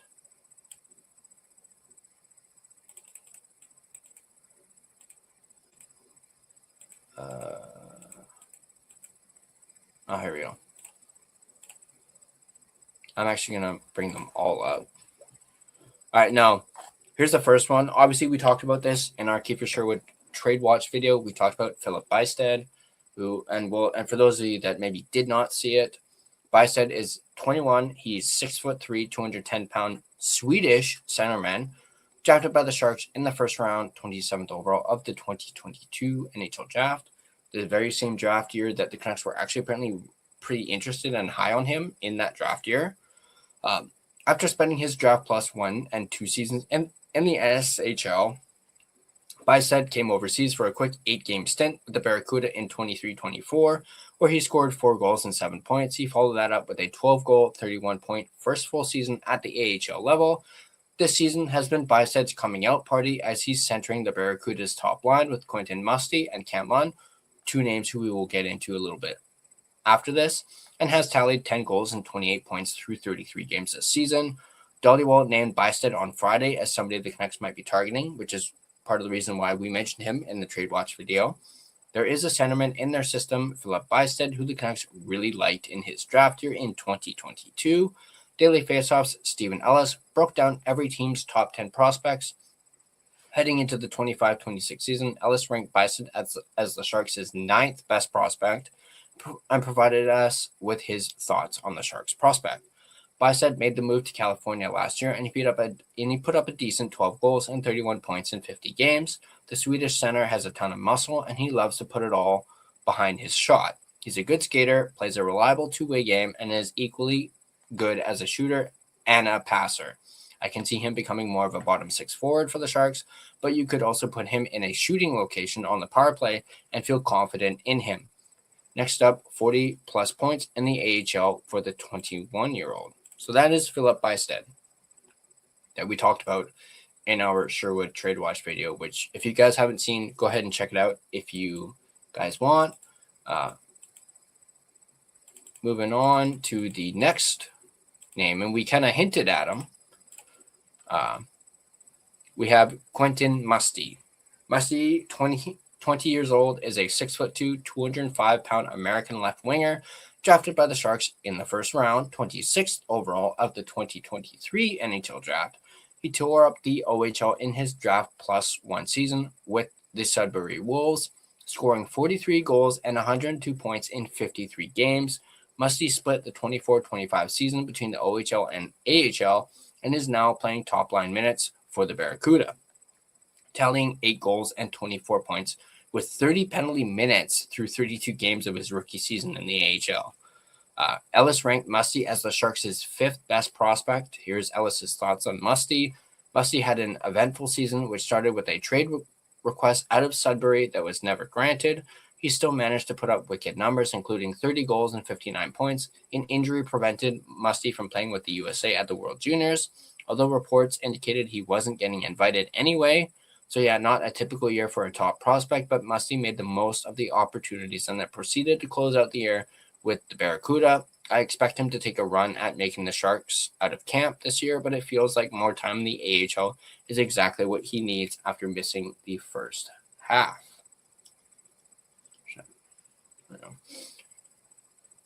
Of 24-25, I should say. All right, so yeah, there's Quentin Musty. So I'm still kind of leaning towards Bystead, but I definitely am impressed with Musty and could see him for sure. Absolutely, 100%.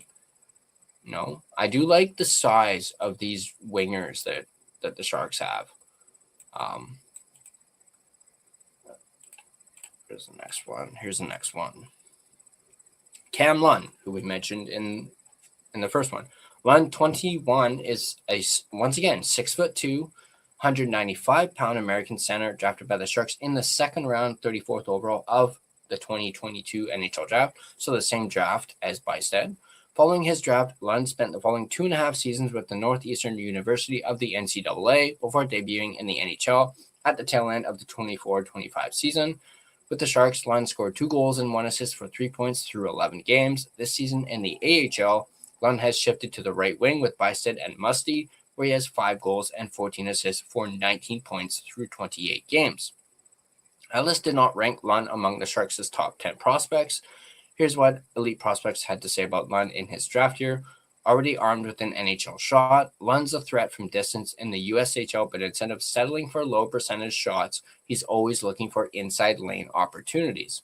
Without the puck, he flips same-side support, ready for quick passes and sneaky far post positioning for one-timers. With it, he baits defenders into chasing him wide, then cuts inside and shoots in one smooth motion. So there's Cam Lund. Again, another over 6 feet tall winger. You know, you love to see that. I believe we have one more forward. I believe, yep. One more forward. And that is Kasper Halttunen. Halttunen, 20 years old, is a 6'3", 205 Finnish right winger drafted by the Sharks in the second round, 36th overall of the 2023 NHL draft. The right shot power forward spent his draft +1 and draft +2 seasons in the OHL with the London Knights, where he finished over a point per game with 53 goals in 95 games. He proved to be a playoff performer in the OHL, scoring 17 goals in 18 games during the 23-24 run and 15 goals in 17 games of the 24-25 playoffs. Ready to challenge himself at the professional level, Halttunen joined the Barracuda, where he has been playing bottom 6 minutes, but has scored 7 goals and 14 points through 33 games this season. Ellis did not rank Halttunen among the Sharks' top 10 prospects. Here's what Elite Prospects had to say about Halttunen. Kasper Halttunen possesses a heavy shot, also has the handling skills, the reach, and moments where he plays a physical power forward game, where he drops his shoulder and runs through defenders' hands to try and get to the game. He's got a one-timer from the left half wall that power plays can be built around. I do like the sound of that, for sure. But let's move into the defensemen. I think the Canucks are more likely to get a forward as opposed to a defenseman. You know, they're pretty loaded up on young defensemen, obviously with, you know, Verlander, Bouillon, DPD, among others. So I think they're pretty good on defensemen. So I think they're more likely to get a forward as opposed to a defenseman. But we're still going to look at the defensemen that the Sharks have to offer. Starting off with Leo Salin Wallenius, I believe is how you pronounce his name. 19 years old, is 6 foot, 180-pound left shot defenseman, drafted by the Sharks in the second round, 54th overall of the 24 NHL draft. Many will remember Salin Wallenius for his efforts at the 26 World Junior Championships with Team Sweden, where he quarterbacked the top power play unit and finished the tournament with 1 goal and 5 assists for 6 points in 7 games. Wallenius is currently playing for the Vaxo of the SHL, where he has 2 goals and 7 points in 18 games. Ellis did not rank Salin Wallenius among the Sharks' top 10 prospects. Here's what Elite Prospects had to say. Leo Wallenius is a sound puck distributor and in-zone defender. His defensive skating allows him to match speed in space with ease, contain opponents, and get stops along the wall. Constant scanning allows him to disrupt potential scoring plays as they develop. With the puck, Wallenius can easily avoid forechecking pressure and generate exits and entries at pace. So there is Leo Salin Wallenius. Let's look at the next defenseman. Where'd it go? Here, I'm just going to bring up the third one too, just so I don't have to. Give me 1 sec, guys. Again, I should have just kept these up instead of taking them off. There we go. All right. Luca, okay, I can't even pronounce his last name. Cagnoni, 21, is a 5'9", so for once a smaller player. 180-pound left shot defenseman, drafted by the Sharks in the 4th round, 123rd overall of the 23 NHL draft. The Burnaby, BC native, so he's a BC boy, is an offensive defenseman in his draft plus 1 season with the Portland Winterhawks of the WHL. Cagnoni scored 18 goals and 90 points in 65 games, including a point-per-game playoff run in 13 games. I'm impressed by that. The following season, Cagnoni joined the professional ranks with the Barracuda, where he continued his offensive success, scoring 16 goals and 52 points in 64 games. His efforts earned him a 6-game stint with the Sharks, where he tallied 2 assists. Cagnoni has been serving as the team's top offensive blue liner, scoring 5 goals and tallying 21 points through 33 games so far this season. Ellis ranked Cagnoni as the Sharks' 6th best prospect. Here's what Ellis's thoughts were on Cagnoni. I've been a big believer in Cagnoni since he was drafted, and I'm glad he had such a successful first year of pro hockey. The 20-year-old is still 5'9", but it didn't stop him from registering 16 goals and 52 points with the Barracuda. He was also impressive in his 6-game run with the Sharks, registering a pair of assists while getting more comfortable at both ends of the ice. He plays a smart, calculated game that doesn't try to force plays to generate something. Cagnoni is evasive with the puck, using his quick footwork to get himself out of trouble. He's still small, but it hasn't slowed him down just yet. So the last one, and I can't even pronounce this first name, but I'll just say Wang. 18 is 6'6". Wow, is what I gotta say right off the bat. 6'6", 223 pounds. So this is, you talk about a big boy. This is a big boy. F-shot defenseman, drafted by the Sharks with the first pick of the 2nd round, 33rd overall of the 2025 NHL draft. So, he's from Beijing. From Beijing, China. Native, is viewed as a bit of a question mark with a ton of raw tools and potential to develop, but he began his hockey career late.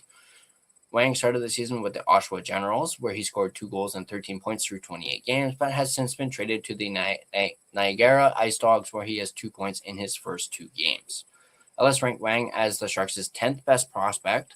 Wang is underrated, in my opinion. The Boston University commit had some so-so showings in the OHL, but he got better as the season wore on in Oshawa. He's only started to play at a high level competitively a few years ago, and he's learning how to use his 6'6" frame to his advantage.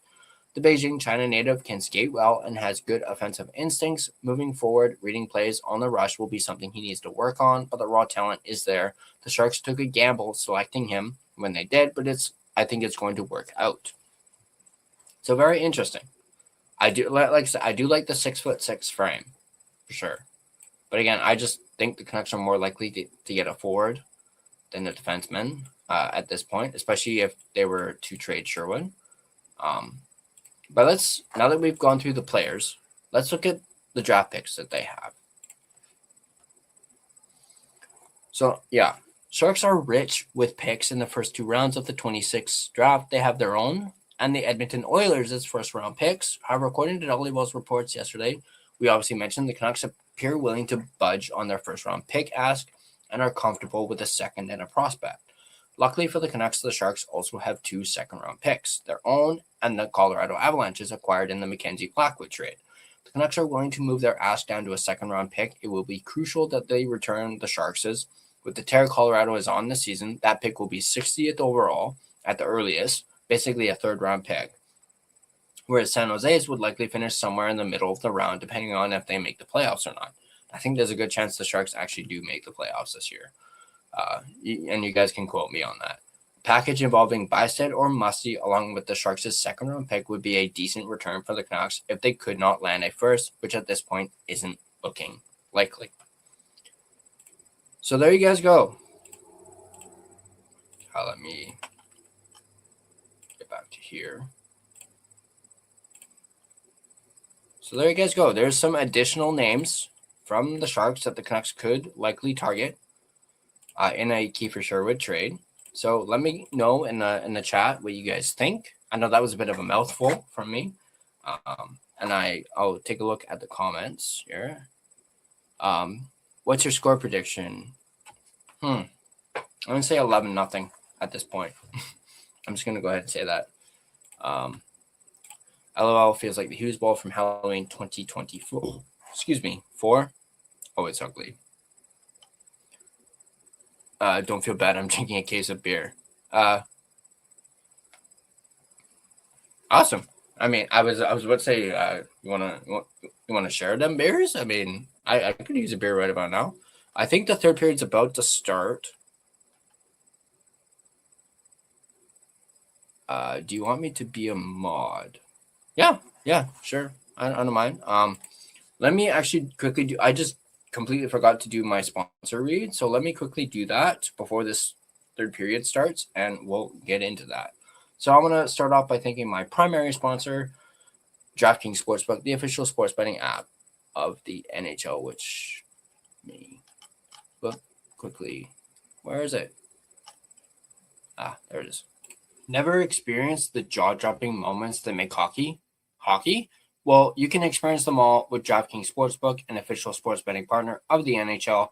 Missouri listeners, listen up. DraftKings Sportsbook is now live in the Show Me State.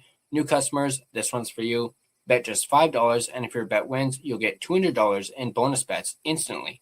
Download the DraftKings Sportsbook app and use code THPN, that's code THPN, to turn $5 into $200 in bonus bets if your bet wins. In partnership with DraftKings, the crown is yours. Gambling problem? Call 1-800-GAMBLER. In New York, call 8778-HOPE-NY or text HOPE-NY, which is 467-369. In Connecticut, help is available for problem gambling. Call 888-78-9777 or visit ccpg.org. Please play responsibly on behalf of Boot Hill Casino and Resort in Kansas. Pass-through per wager may apply in Illinois. 21 plus age and eligibility varies by jurisdiction. Void in Ontario. Restrictions apply. Bet must win to receive bonus bets, which expire in 7 days. Minimum odds required. For additional terms and responsible gaming resources, see dkng.co/audio. This is a limited time offer. Copyright NHL 2025. All rights reserved. All right, we're back. Sorry, gaming it up. It's not like we missed much. So, there we go. Third period is already on. Urban, everybody get ready to be banned. Here, why don't we do this? There we go. Actually, do I want that on? Can't really see the find us. Yeah, I'll figure it out.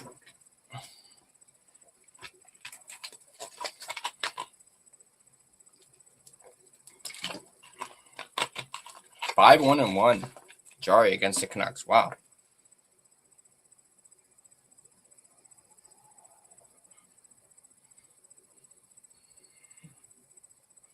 All right, there's McDavid with the puck. Oh, Kapanen.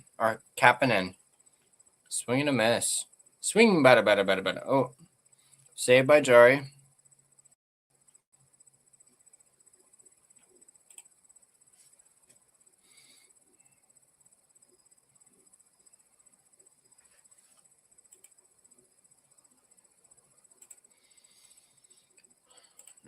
Shutting up the game, Sammy and Bear.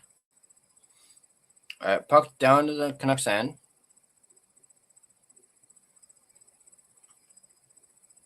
Mancini with that. Or Mancini. Sounds like a cup of coffee. Mancini. Down the Oilers zone. Oh, RC Baines with it. Oh, loose puck. Baines with it. Back to Carlson. Marcus Pettersson. What the fuck was that? Centered. Baines.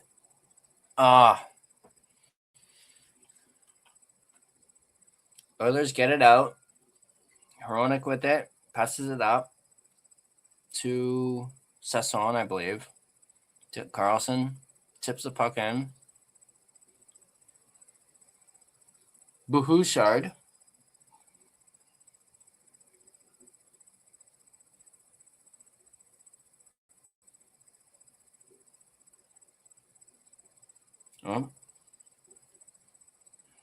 Lazar.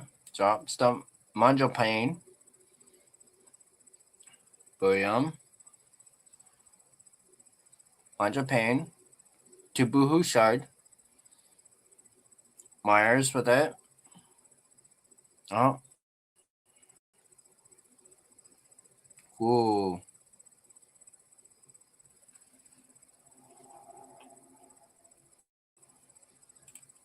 Yeah, I definitely agree. Yeah, he's definitely the least of our worries right now.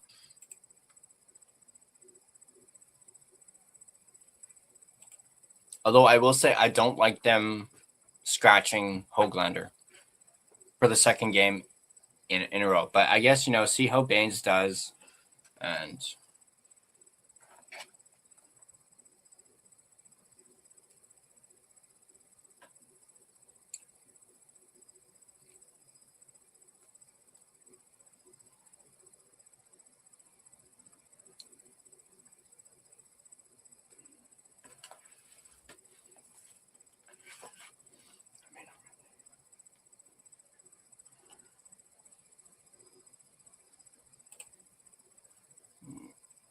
oops.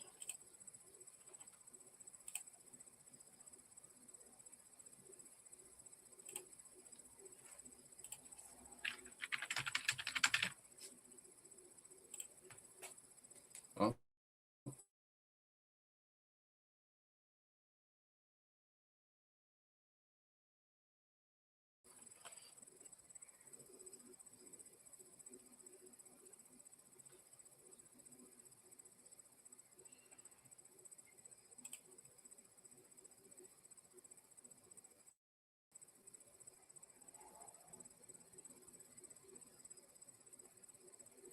McDavid with that.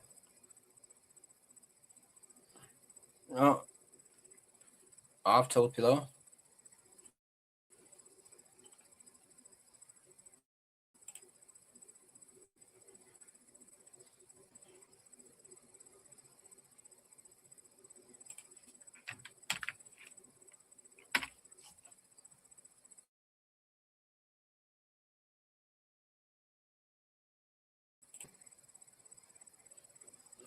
All right, Oilers at the puck.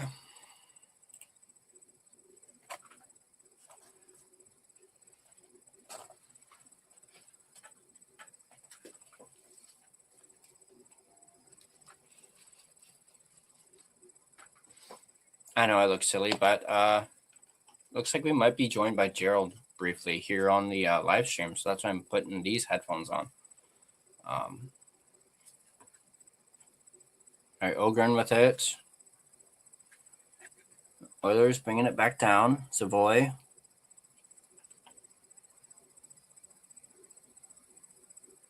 Canucks with it. Carlson. Ah. Oh, geez. You're really going to call that?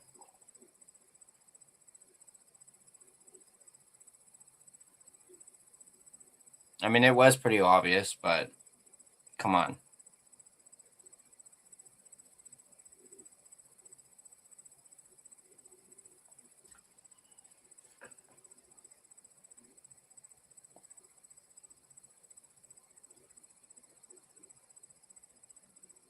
Man. David is so good, man.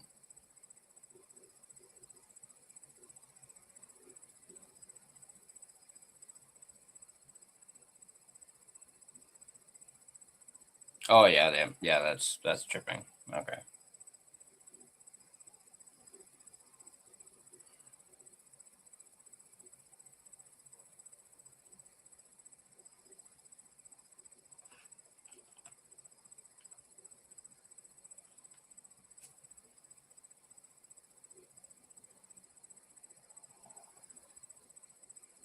All right, up to Pedersen.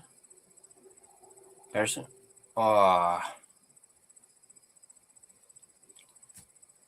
Pedersen Myers. Okay, yeah, you don't hear that every day. Pedersen and Myers with a shorthanded chance.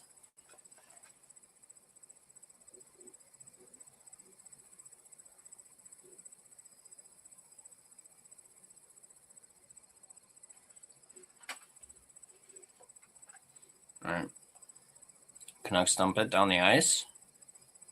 Jari quickly to Ekholm. Up to Ekholm to Nurse. Back to Nurse. Nurse with a shot. Nice save by Tolopilo.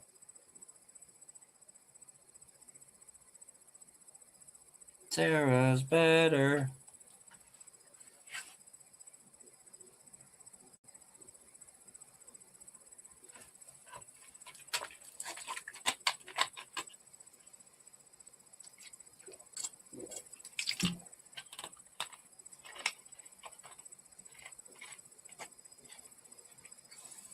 All right, Oilers with that. I think that's Nuge.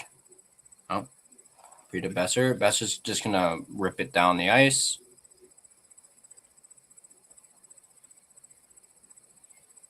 Oilers with that. Bouchard. All the way back to Jari. McDavid. Yeah, Oilers with their first power play unit back on the ice. Canucks dump it down the ice.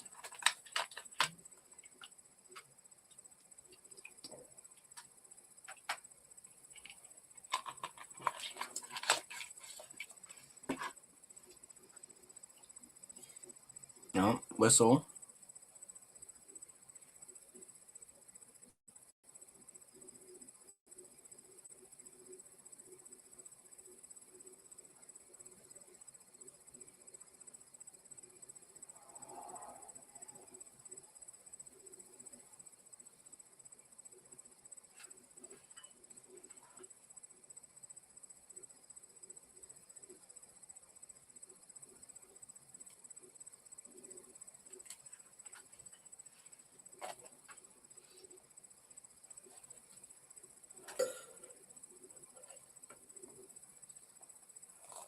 $20 seconds left on the Oilers power play. Bouchard. David. Save by Tolopilo. Nice save by Tolo. YOLO Tolo. McDavid centers. Wallman with it. Penalty's over. McDavid. Wallman. Back to McDavid. Nuge. Bouchard. Wallman. Who dumped? Sit around the Myers. Canucks able to get puck out.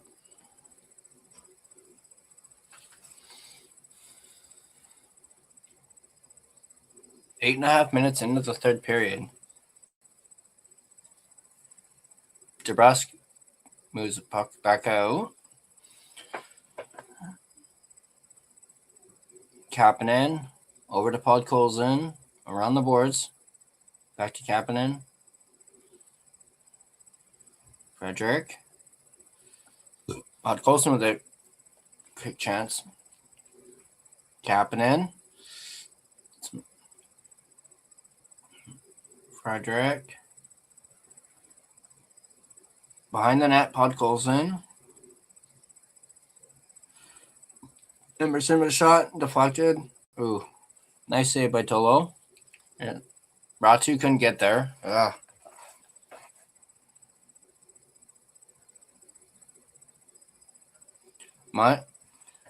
Manja Payne.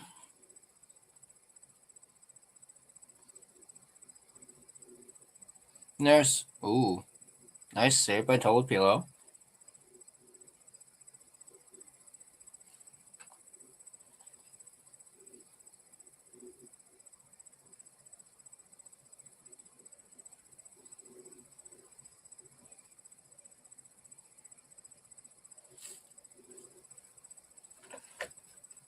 Puck around the boards.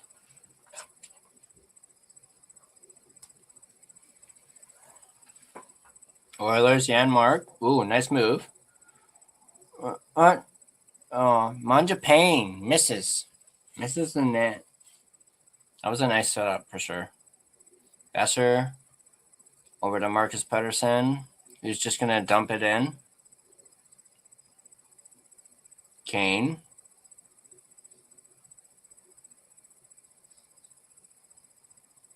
Oh. Oilers bring it up. Here's Nurse. Shoots. Tolopilo. Nice save, Toto.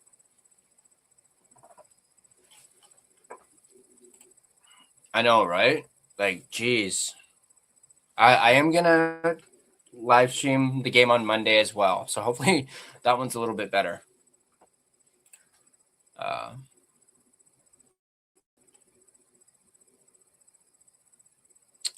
I was in the nothing is perfect stream, but there's too much dumb shit going on in there. Kyle Bowen is raging on a new YouTube short for his podcast. Okay, I'm gonna have to definitely check that out. By the way, Kyle Bowen, one love. My man, Bangkok Cherry. Yeah, he said he'll come on a little bit later. I think he's on his way to the airport right now, so he'll jump on. I sent him the link to it, so he will jump on when he can. Where is it? Laugh so hard, but I agree with every word he's saying. Yeah, I'm definitely gonna have to check that out. Bouchard, yeah, Boohoo Shart with a Boohoo bomb.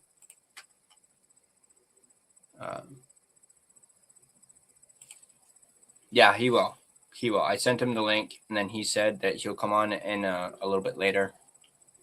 So, but once he shows up backstage, I'll throw him on right away.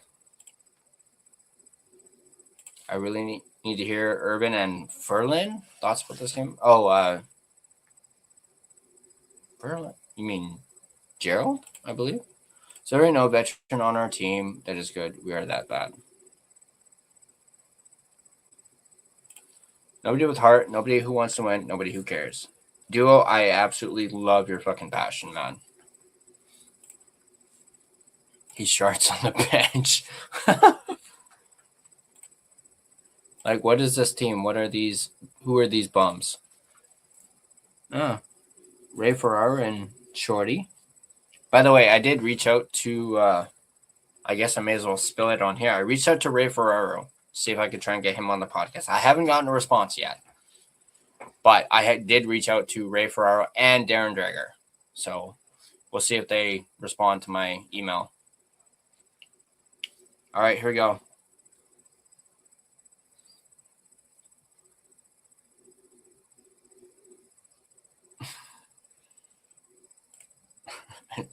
Your Vancouver Canucks. All right, Canucks win the faceoff.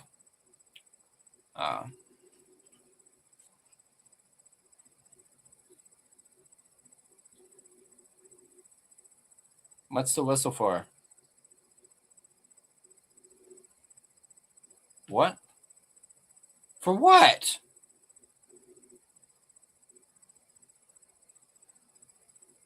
For what? What did he do? I didn't even see anything.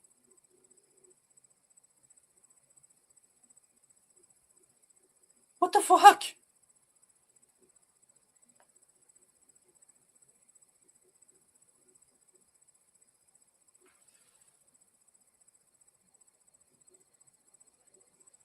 Seriously?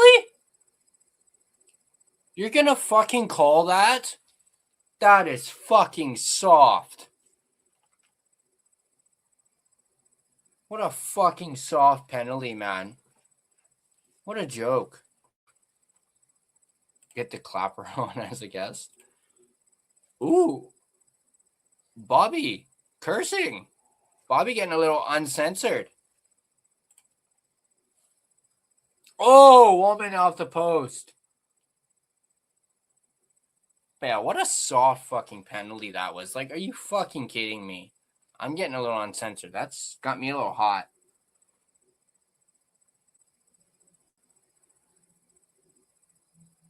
Here comes McDavid. Oh, fan on the shot. Can I send it down?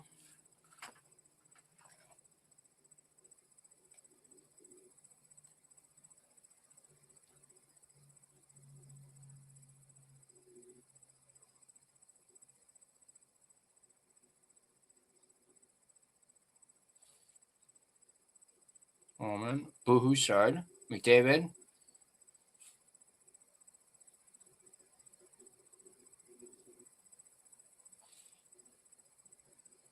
Oh, nice. Nice save by Tolopilo.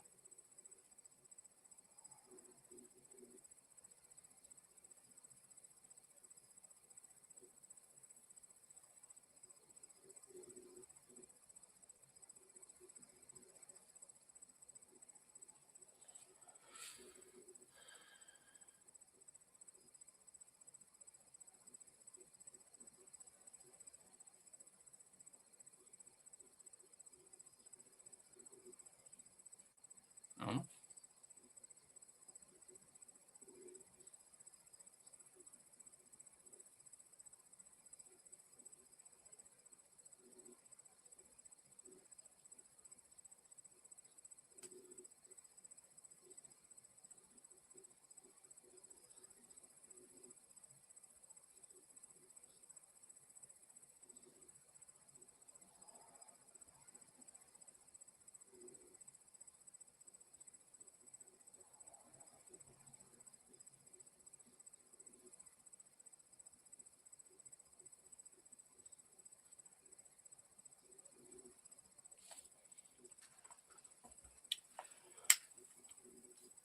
No, Howard.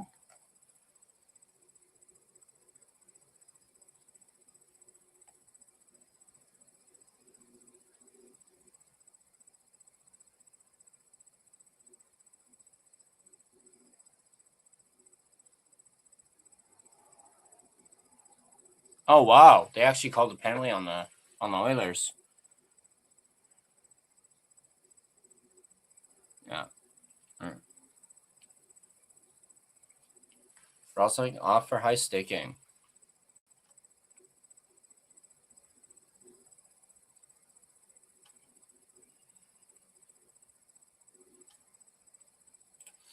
Line change unleashed.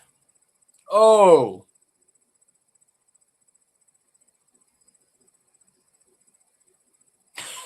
Petey's facial reaction to that. Oh man, that was good. Sounded like you said woman off the post. You're always around, but you never jump on any open houses. I don't know how to. I am willing to.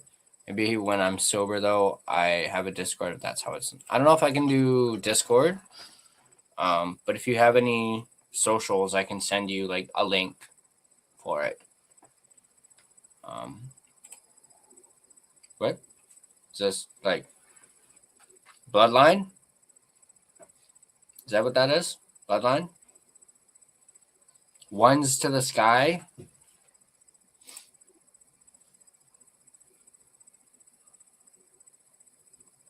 Or is that at Duo?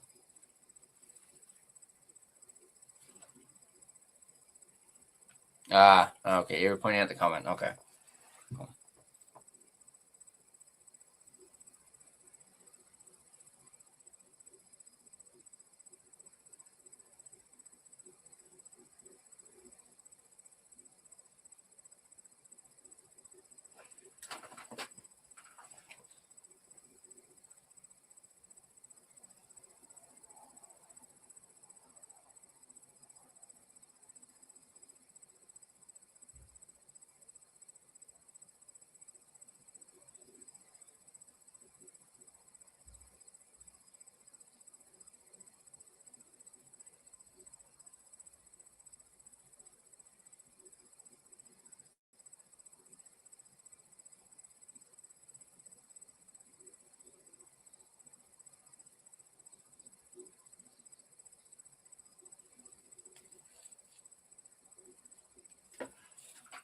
All right.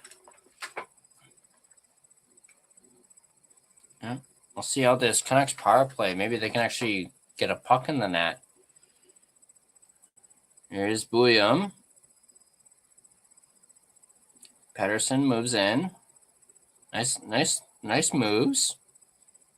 Back pass to Bouillon.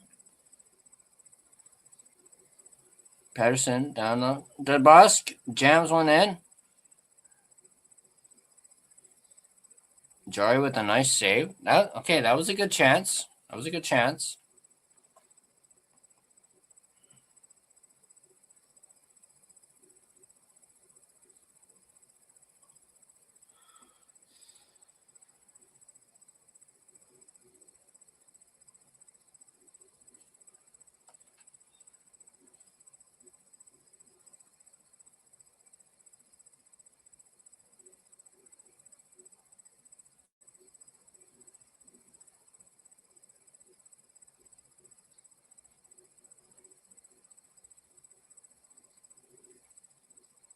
William, nice save from Jari.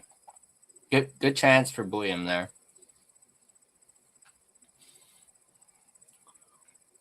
Letting go his own boo bomb. See, that's the difference between Bouchard and Bouillon. Bouchard is a boo-hoo bomb. William is a boo bomb.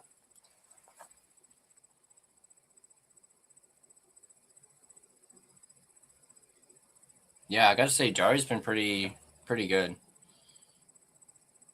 Oh, Carlson.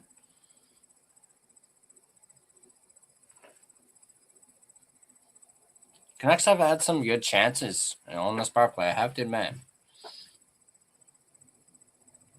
Here comes William. Brings the puck up. Over to DeBrusque, who dumps it in.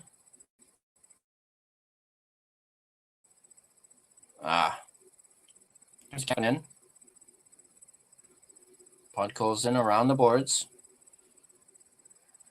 Wallman with it. Dumps it back down. Back to Podkolzin. DeBrusque has got it. Brings it up. 27 seconds left on this power play for the Canucks.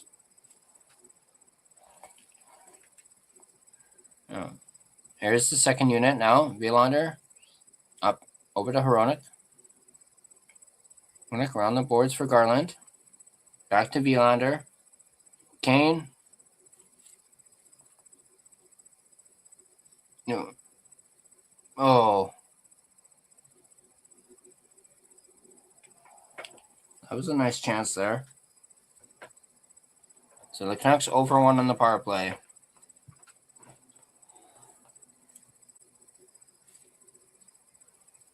We're going to go 4 minutes and 13 seconds left in the third period. Booyah, Mark Bouchard. Booyah, always. Because I prefer yum over shirt. That didn't make any sense.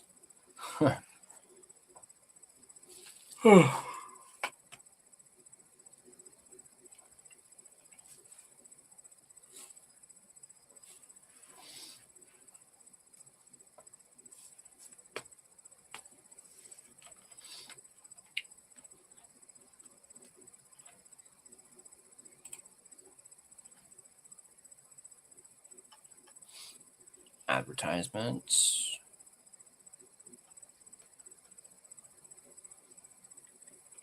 But hey, at least I'll say, at least the intermissions, no fucking Luke Gastic.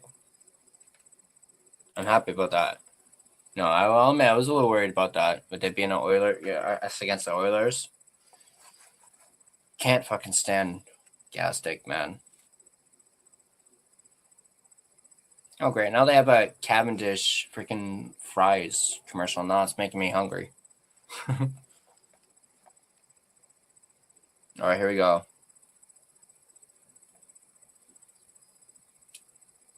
Of course, after hours guest, Connor Garland.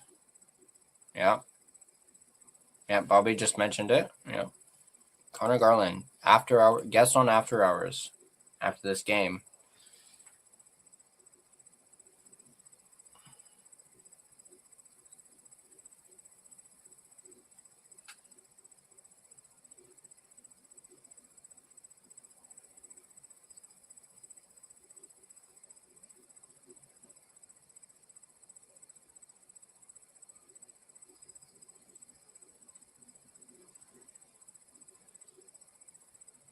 Here's Emerson. Up to Manjapane.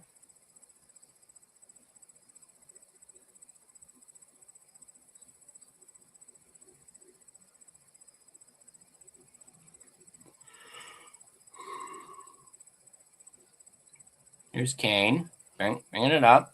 Over. Oh.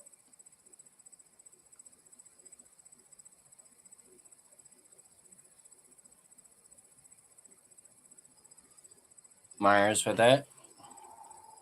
Gonna watch after. No. Because I'll probably have to get ready for the post game a little bit later. So I won't be watching it after hours. Maybe I'll have it on in the background or something. O'Connor. That's right. Williams going to move down. Williams got it. Ooh. William. O'Connor. There. Jari with the save.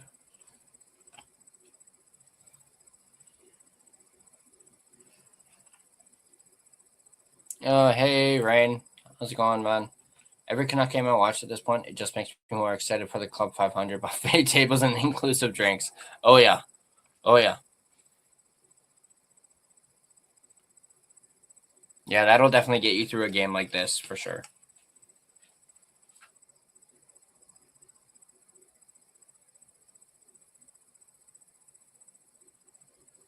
Imagine if you played a drinking game, prior to the start of this game, we're like, okay, you got to take a shot after every Oilers goal. Man, you would probably be close to getting hammered by the second period if that was the case.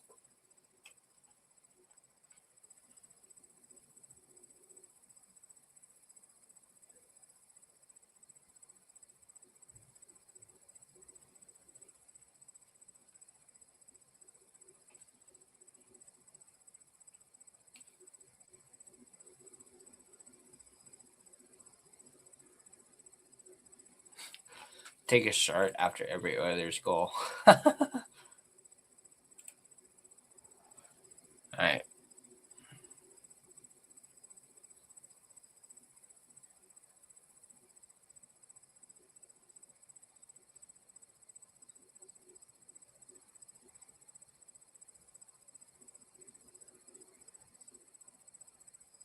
Ogren with it. Up. William. Last minute play in the third period. Here's Ogren. Move up, Ratu.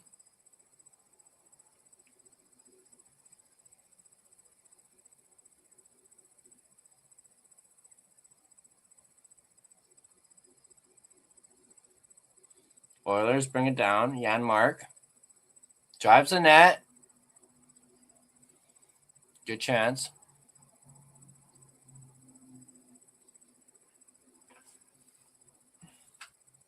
Sorry with another save.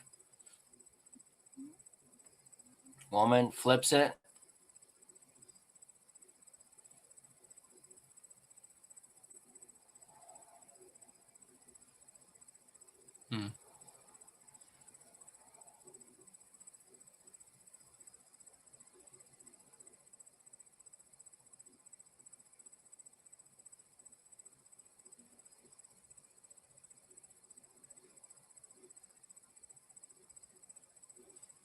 Wow.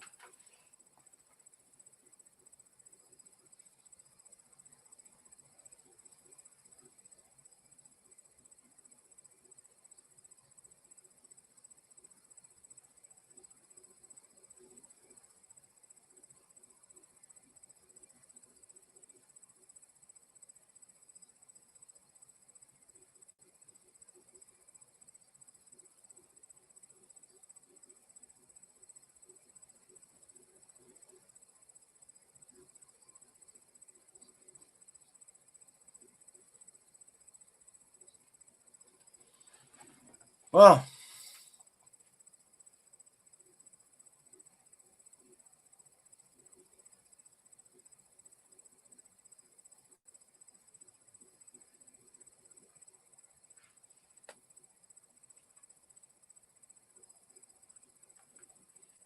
Wow, that was difficult.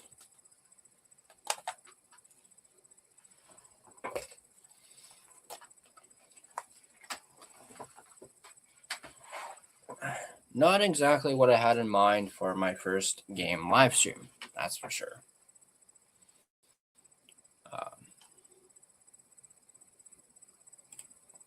No point in going to the Canucks game anymore. Merciful ending. Good God. Oh wait, shit, this one. Yeah, I mean, if he wasn't such a damn good tank commander, and they probably would have. Hiring him was the first mistake, yeah. Or, yeah. Yeah, hiring him, definitely.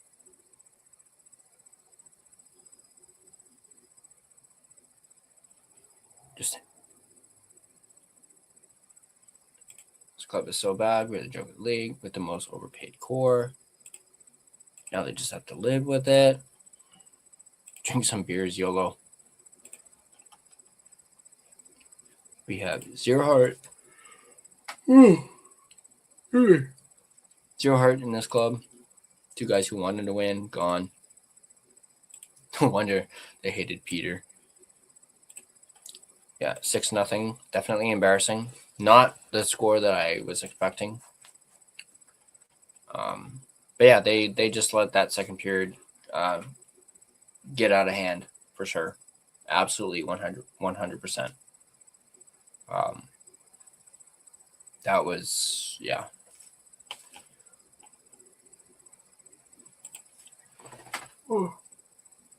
I'm at a bit of a loss for words for that. But yeah, hey, at least Team Tank won, for sure.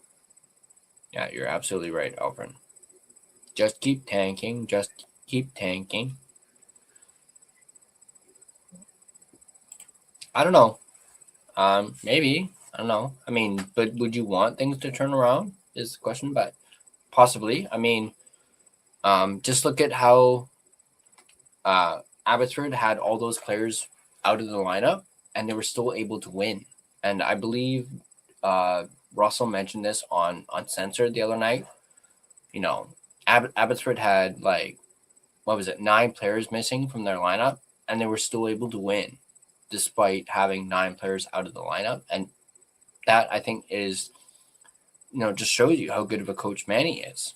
He was still able to get and then, that happens with the Canucks, and they can't win. So,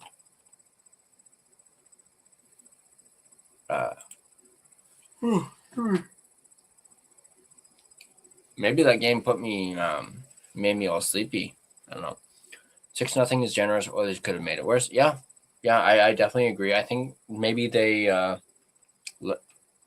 let off the gas a little bit in the third. I definitely do think that they may have, let off the gas a little bit. Could have made it 12-0. Yeah, definitely. I felt like it was things need to change, make trades. Yeah, hopefully within the next week.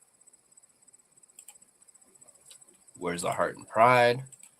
Team has nothing. Nobody cares. Yeah, this is dark times for sure. Dark times, absolutely, 100%.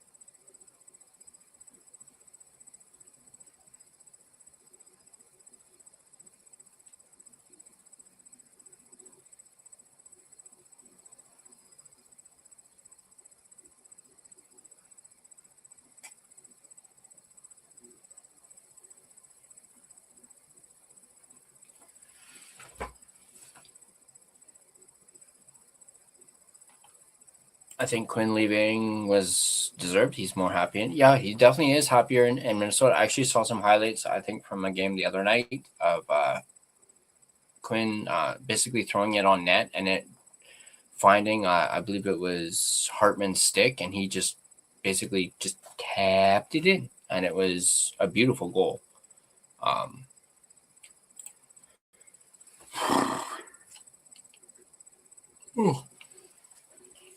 Were all the people saying the future is bright from some years ago? This is what the bright future is supposed to look like. Yeah. I kind of zoned out of the game for the third. Yeah, I'll admit I zoned out a little bit. Is the Canucks getting Stenberg or McKenna? I still think they should go after Stenberg, but I'd be happy with either, honestly, at this point. As I mentioned, I do think Stenberg is more NHL ready than McKenna, but I do believe McKenna has a higher ceiling for sure. So I'd be fine with honestly either, whether that's first overall or second overall.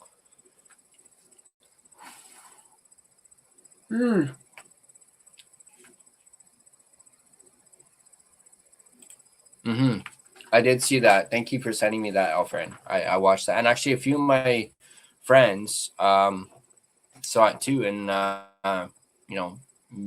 brought it up to me, and I was like, oh, hey, cool. Yeah.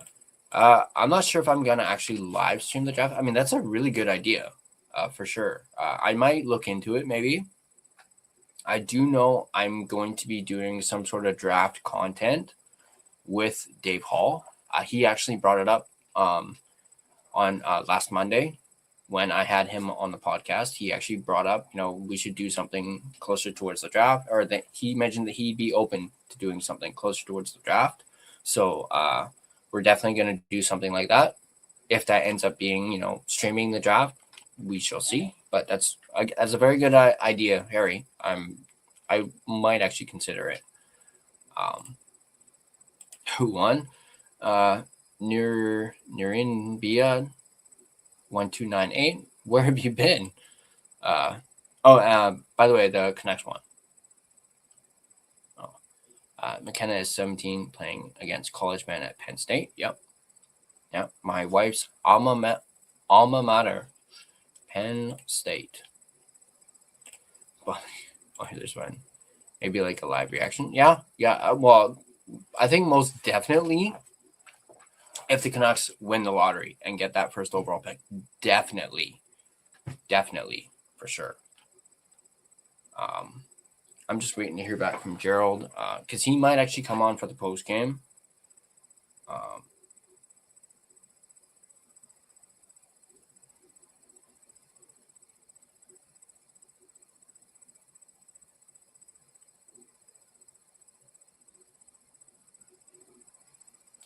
So I'll just see if he says something. We have a 25.5% getting first overall. Yep. And hey, tonight's another loss. So there you go. Another loss for the Tank. 18.8% chance of getting second. Man. Yeah, I mean, either way, we're still, at least if we finish, near the bottom, we're still at least guaranteed a top 3 pick. But yeah, what a way to start the long home. I mean, it started no different than how both the road trip started and ended. So yeah. But we have still yet to get our first win of 2026. And yeah, it's starting to think, are we even going to win another game at this point? So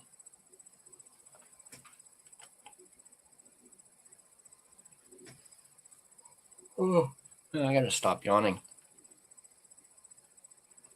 If we get McKenna, do we put him as captain or Braden Coots? I don't know. Maybe McKenna could be a future captain, maybe. But that'll be like probably years from now. But I'm not sure if the Canucks would name him captain if they drafted him.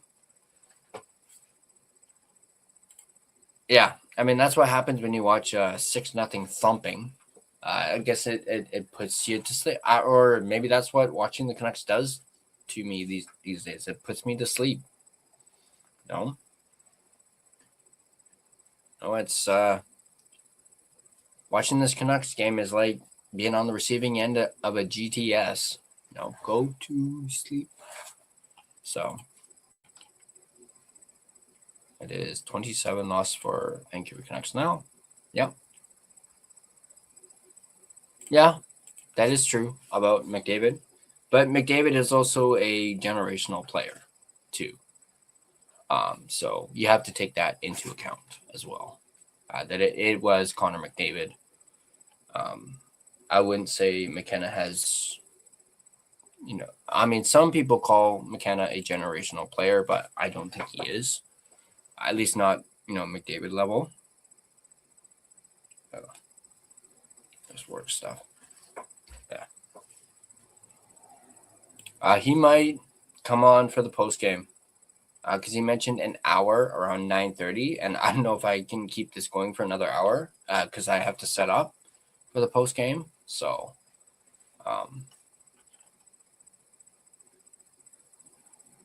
yeah, the generational lane. Yeah, I don't like people putting that on him, at least right now. Or putting a label on it. Oh, label. Yeah, I don't like them putting that label on. And yeah, you can't. Who skates fast, McKenna, McDavid, or Bedard? I think I'd probably say McDavid.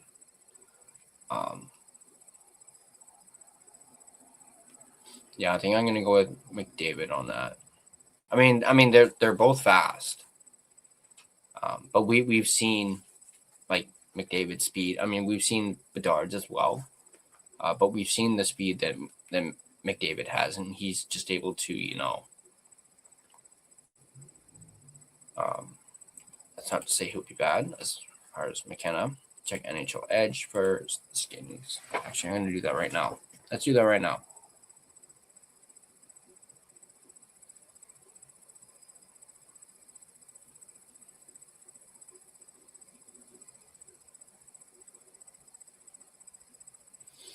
Okay.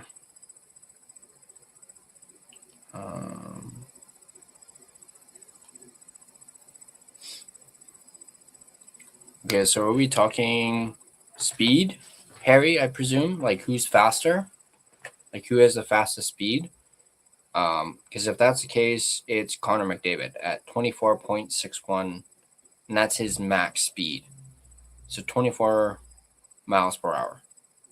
Is that? Yeah, max skating speed, miles per hour. Total skating distance is also McDavid, 193.10. Total skating distance. Oh, hey, it's Jake DeBrusk. High danger shots on goal. He's leading the league with 78. Interesting. If you're named Connor or Connor the Air Fast, yeah, that's a good one. All right, I think I'll go maybe 5 more minutes, and then that way it gives me an hour to get things set up for the post game. Although, what are we going to talk about for that post game? Like that's another thing too. Like, man, that's going to be a difficult post game to do. But hey, maybe we'll just chat and discuss things and just shoot the shit. Good hands would be Quinn and Makar. Yeah. Duo's speechless. I haven't decided if it'll be an open mic, like an open mic, or if I might just have a couple people on. But I will have a decision by the time the post game starts, for sure, and I'll let you know. But Irvin, you're definitely coming on for sure.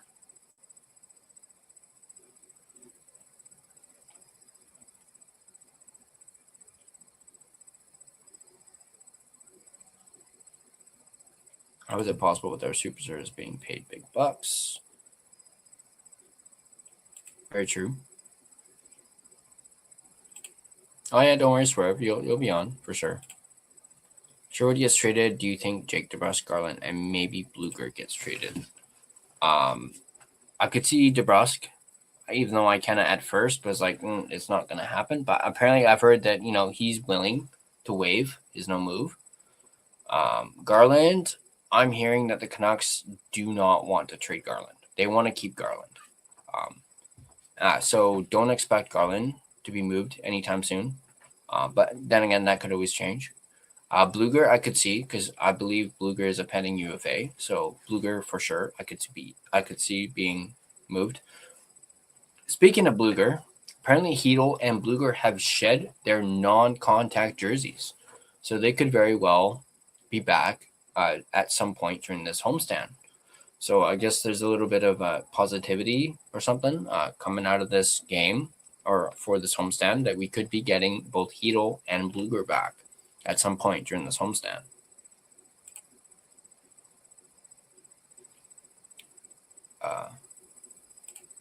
And Kane. None of those are superstars. PD was, but not right now. Yeah. Did you see? Yeah, I saw his face towards the end of the game there, or like just prior towards the end of the game. Doesn't look like a guy who wants to stay. Yeah, that's a really good point. That's a really good point. He may not. That he may have when he initially signed that extension. He may have wanted to. I mean, Quinn was still here. That may have changed after Quinn got traded. His opinion of that may have changed. So we were just paying a bunch of bums. You're saying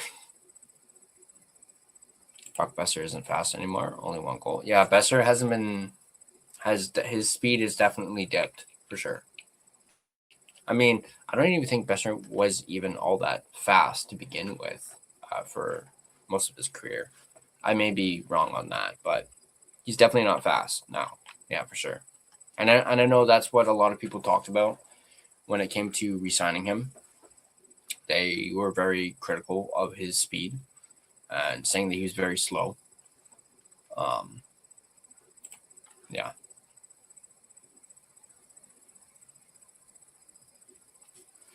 Still waiting.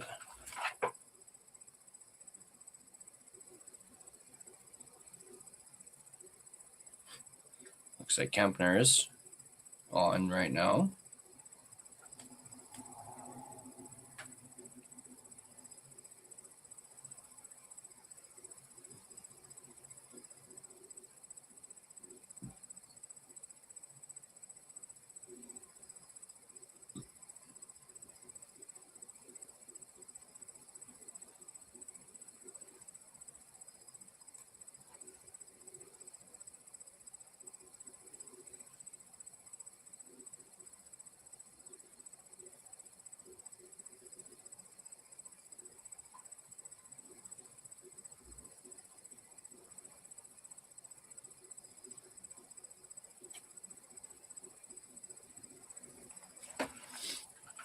Even if you switch things around, things are not improving.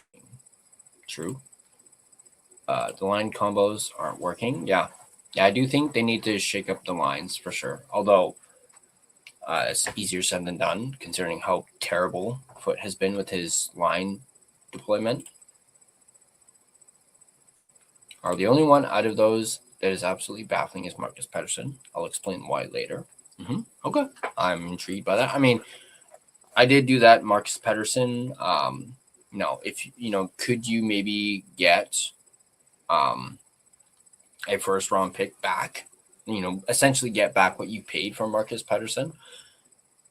I don't think the Canucks could, with how poor Pettersson has played.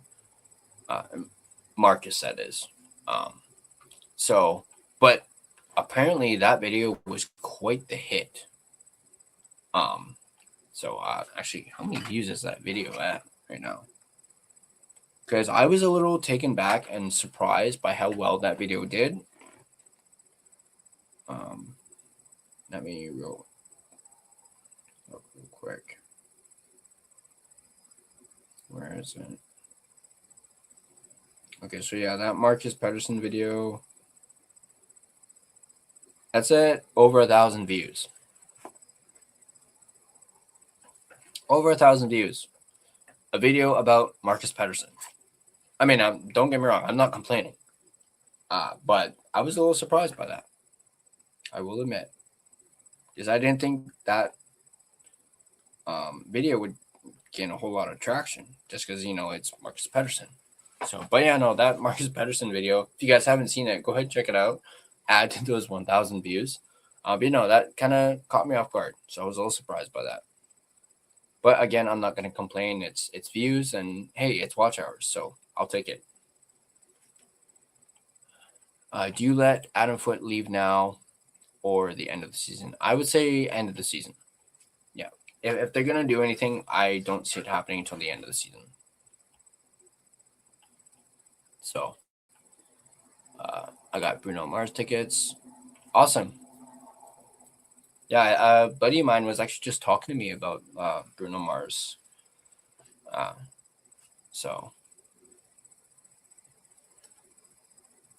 Do you fire Adam Foote now or the end of the season? End of the season for sure. If you're going to do it, like I just mentioned. Your thumbnails and overlay is really good. Thank you, Duo. I really appreciate it. As you know, I take great pride in my thumbnails. I work on them a lot. And, it's not one of those, takes me 5 minutes and the thumbnail's done.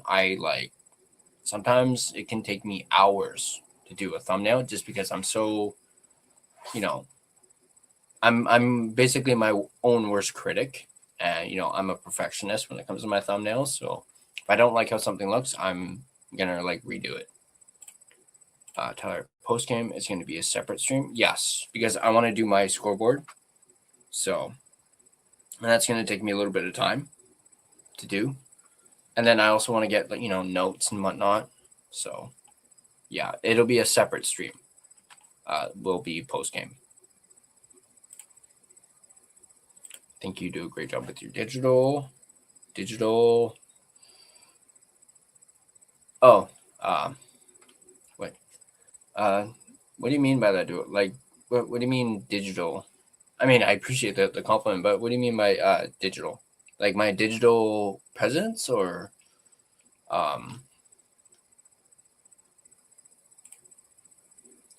just need to upgrade your internet? Yeah. Mm-hmm.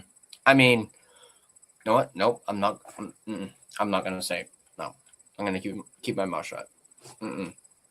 I just need to. Yeah, but yeah, definitely. Yeah, I'm hoping to do some upgrades once I get some. Earn my holidays pay that I busted my ass for. During the holidays. We were very busy up at Grouse, so I'm gonna get a big payday, and also. I'm gonna get my first payday through the network, so I'm looking forward to that. Hopefully, maybe the end of this month. So we'll see how much I get for that. If you were to get a haircut, what style do you get? Usually, I like to go with the fade, or fade. But I have been thinking because literally every time I go like this. I'm literally pulling my hair out. Like I find hair on my hand. So I think I'm losing my hair. So I may actually just go bald. I mean, I've done it before. I do like being bald. So there's one there too. But I usually like a fade for sure. Punt for a TLC post game. Let's go. Yeah, it's been a while since I did one. I think the last one I did was with Harmon Dial. So that was the last one. That was the last post game that I did. More fun than watching the games. I appreciate that, Duo. Irvin, you can cut this off. Go to your show prep, brother, and use the bathroom because I've been holding it in during that game. Digital is in all your effort going into your stream and content. Oh yeah, that I really appreciate that, Duo. I can see your effort because it's very good. Once again, you have no idea how much that means. That means the world to me, Duo. I really do appreciate that. Skull. Tyler should get a fade or a low taper. Taylor Swift, Bob. Geez. I do have a picture. I will see if I can find it. Maybe I'll show it to you guys on the post game. Just for the heck of it, if I can find it. I do have an old, very old picture of me as a youngin rocking the mullet. I do have a very, very old picture of me rocking the mullet, and yeah, if I can find that picture, I will show it to you guys. And you guys will probably get a real kick out of that. Get the Philip Peronic haircut. So a Petey haircut. Oh yeah. Hulk Hogan skullet, brother. What you gonna do?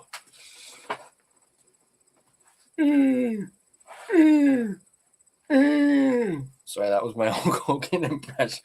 Oh man.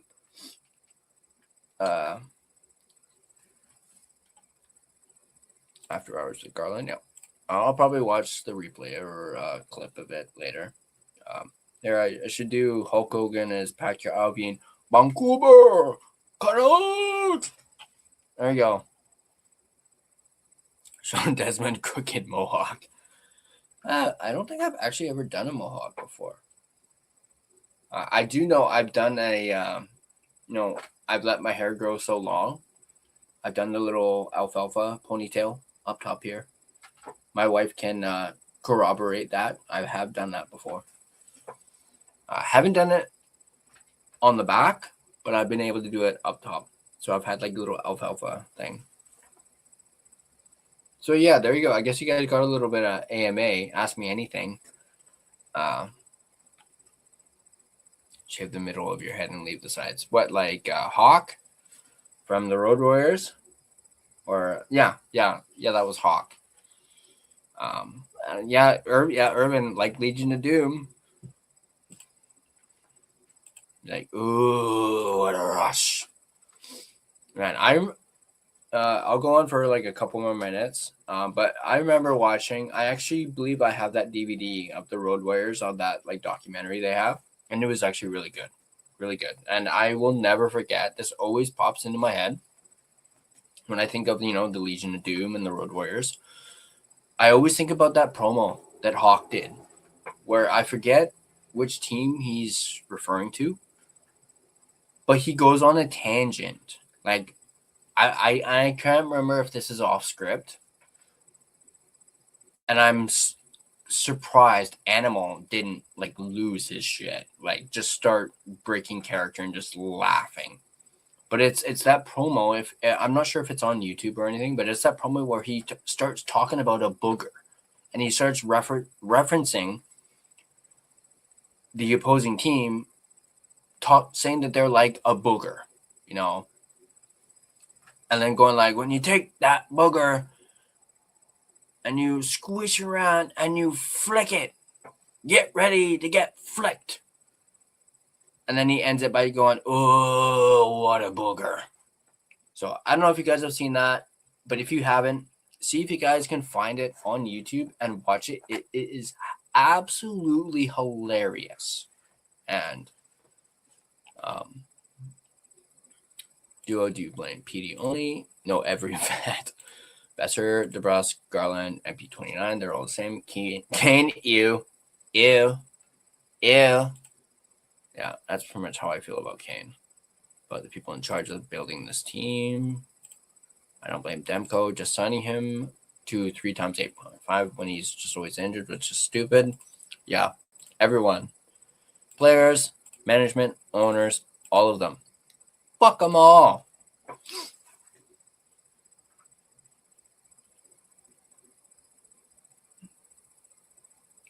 Oh, sorry, Harry, you had a good AMA question. Favorite food or dessert to have? Sorry, I didn't see that. Food? That's a tough one. I tend to go back and forth. But lately, I mean, I haven't had it in a little bit, but I was thinking about it earlier today and actually tried to get my wife to grab it on the way home, but she didn't. I have been really enjoying Jollibee. And in particular, their spaghetti with the hot dogs, cut up hot dogs in it. I absolutely love that. So I'm going to say that just because it's one of the more recent things I've had, and I've had it like multiple days in a row. That's how much I like it. Dessert. I do like me some ice cream, for sure. I do like me some sherbet as well. I've had sherbet and it's really good. Dessert. I'm a big cheesecake guy, so I'm gonna say maybe cheesecake. I'll go with cheesecake. I do like me some cheesecake. So, Jollibee is gas. So good. That's the literal only thing I hate from Jollibee. I mean, you are right. It is very sweet, but I do like me some sweet. So I will admit it is very sweet. Oh, Tyler, real Filipino food is so much better. Oh, I don't doubt it. I don't doubt it. Cheesecake with strawberry sauce on it. Ooh, make me a little hungry now. All this food talk now. I've tried Filipino food, and my Filipino is, no, I'm not sure if I'm saying this right. Pancit or panchit. I'm sure Urban or Elfrin will correct me on that. Those noodles are good. Referencing the spaghetti noodles. That Chinese. Yes, Chinese. I do like me some Chinese food. Unfortunately, one of the Chinese places that I used to always go to, they closed. So they're not around anymore. And some of the other ones that are near my area are a little overpriced. But I do like me some Chinese food for sure. Mexican food. Yes, I do like me some Mexican. I mean, especially I like me some Taco Bell, even though there's no Taco Bell around my area. Pisses me off a little bit. But there is taco time, so I do like me some taco time as well. Pancit noodles, it's Filipino and it's super good. Yeah, I will definitely try it. Kind of Chinese food do you like? I'm a big sweet and sour pork guy. I absolutely love me some sweet and sour pork. I like some beef and broccoli. I like that as well. I usually try and get stuff that I can chew because I have a hard time chewing stuff if it's too much. So definitely beef and broccoli. I do like me some wonton soup. Absolutely love wonton soup. So long as it's not made with mushrooms in it, because my wife is allergic and I just don't like mushrooms. So I do like me some wonton soup, sweet and sour pork, beef and broccoli. It's like $15 now, so overpriced. How much pho went up? Yeah, they're blowing up. It's like peasant food in Vietnam. Yeah. Are you a fan of sushi? No, I'm not a big sushi guy. I don't like fish. My wife is allergic to that as well. She's allergic to seafood, and I just never liked fish when I was younger. So I had it right the first time. Pancit. Okay. Stop talking about Chinese. Okay. All right. Hey, it's making me want Chinese food now. Making me debating on if I'm going to DoorDash some stuff later. Or it's a little late. All right. We're at the 3 hour and 10 minute mark. It's about 10 after 10. I should get going and get things ready for the post game. And we'll see how long that goes. like I said, there's probably not going to be much to talk about at least game wise, but we'll maybe shoot the shit. We'll maybe continue this food conversation, turn it into a post food show. But I will answer this for Harry. Uber Eats or DoorDash? I have both, but I prefer DoorDash. So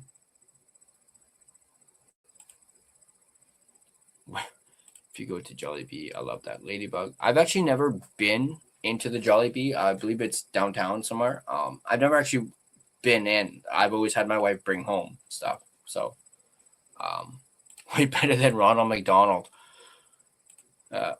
See you in a bit, dog. All right. Thank you guys for showing up for this live stream. I know it's, considering how the game went. Yeah. And that's all I'll say about the game. That was something. But hey, Bunchy still showed up. So I obviously really appreciate every single one of you for showing up and watching me react to the game in real time. Thanks for coming on. Thanks for watching. Appreciate you guys. And yeah, I'm gonna get things ready for the post game. Get the scoreboard done. You will see some more skate overlays in the post game, including the scoreboard. So be on the lookout for that. It'll make its debut, and as you can see, the skate logo, or our skate version logo, has made its debut. My alternate skate logo will make its debut in the post game, so you will see that. And yeah, once again, thank you guys for showing up. There's 38 of you. I remember seeing at one point there was 40 at one point here. So once again, I absolutely appreciate every single one of you guys, and I'll see you guys in a little under an hour for our post-game, post-food, whatever you want to call it, show. And hopefully Gerald will poke in and say hello. We're going to have Urban on in the post-game show, so very much looking forward to that. And hopefully, I don't even want to say it. Hopefully it goes smoothly, technical-wise. There, I'll phrase it like that. And just for Elfrin, even though the Oilers beat the Canucks 6-0, I mean, hey, Darnell Nurse did not get a point. At least I don't think he did. And if that is the case, the fact remains the same. Sarah is better. And puck these Oilers. And screw you, Boo-hoo Shard, and your boo-hoo bombs. I'll end it on that. I really like that. Boo-hoo bomb. That's brilliant. Anyway, you guys know, just keep tanking. Just keep tanking. I'm not. I was gonna say make good choices, but that's Russell's thing. But I do think it kind of rolls off the tongue. Make good choices. Just keep tanking. So, but I'll end it with, let's just keep tanking. Let's get McKenna or Stenberg. Let's get the first overall pick. All right. Thanks once again for watching, guys, and I'll catch you guys in a little under an hour.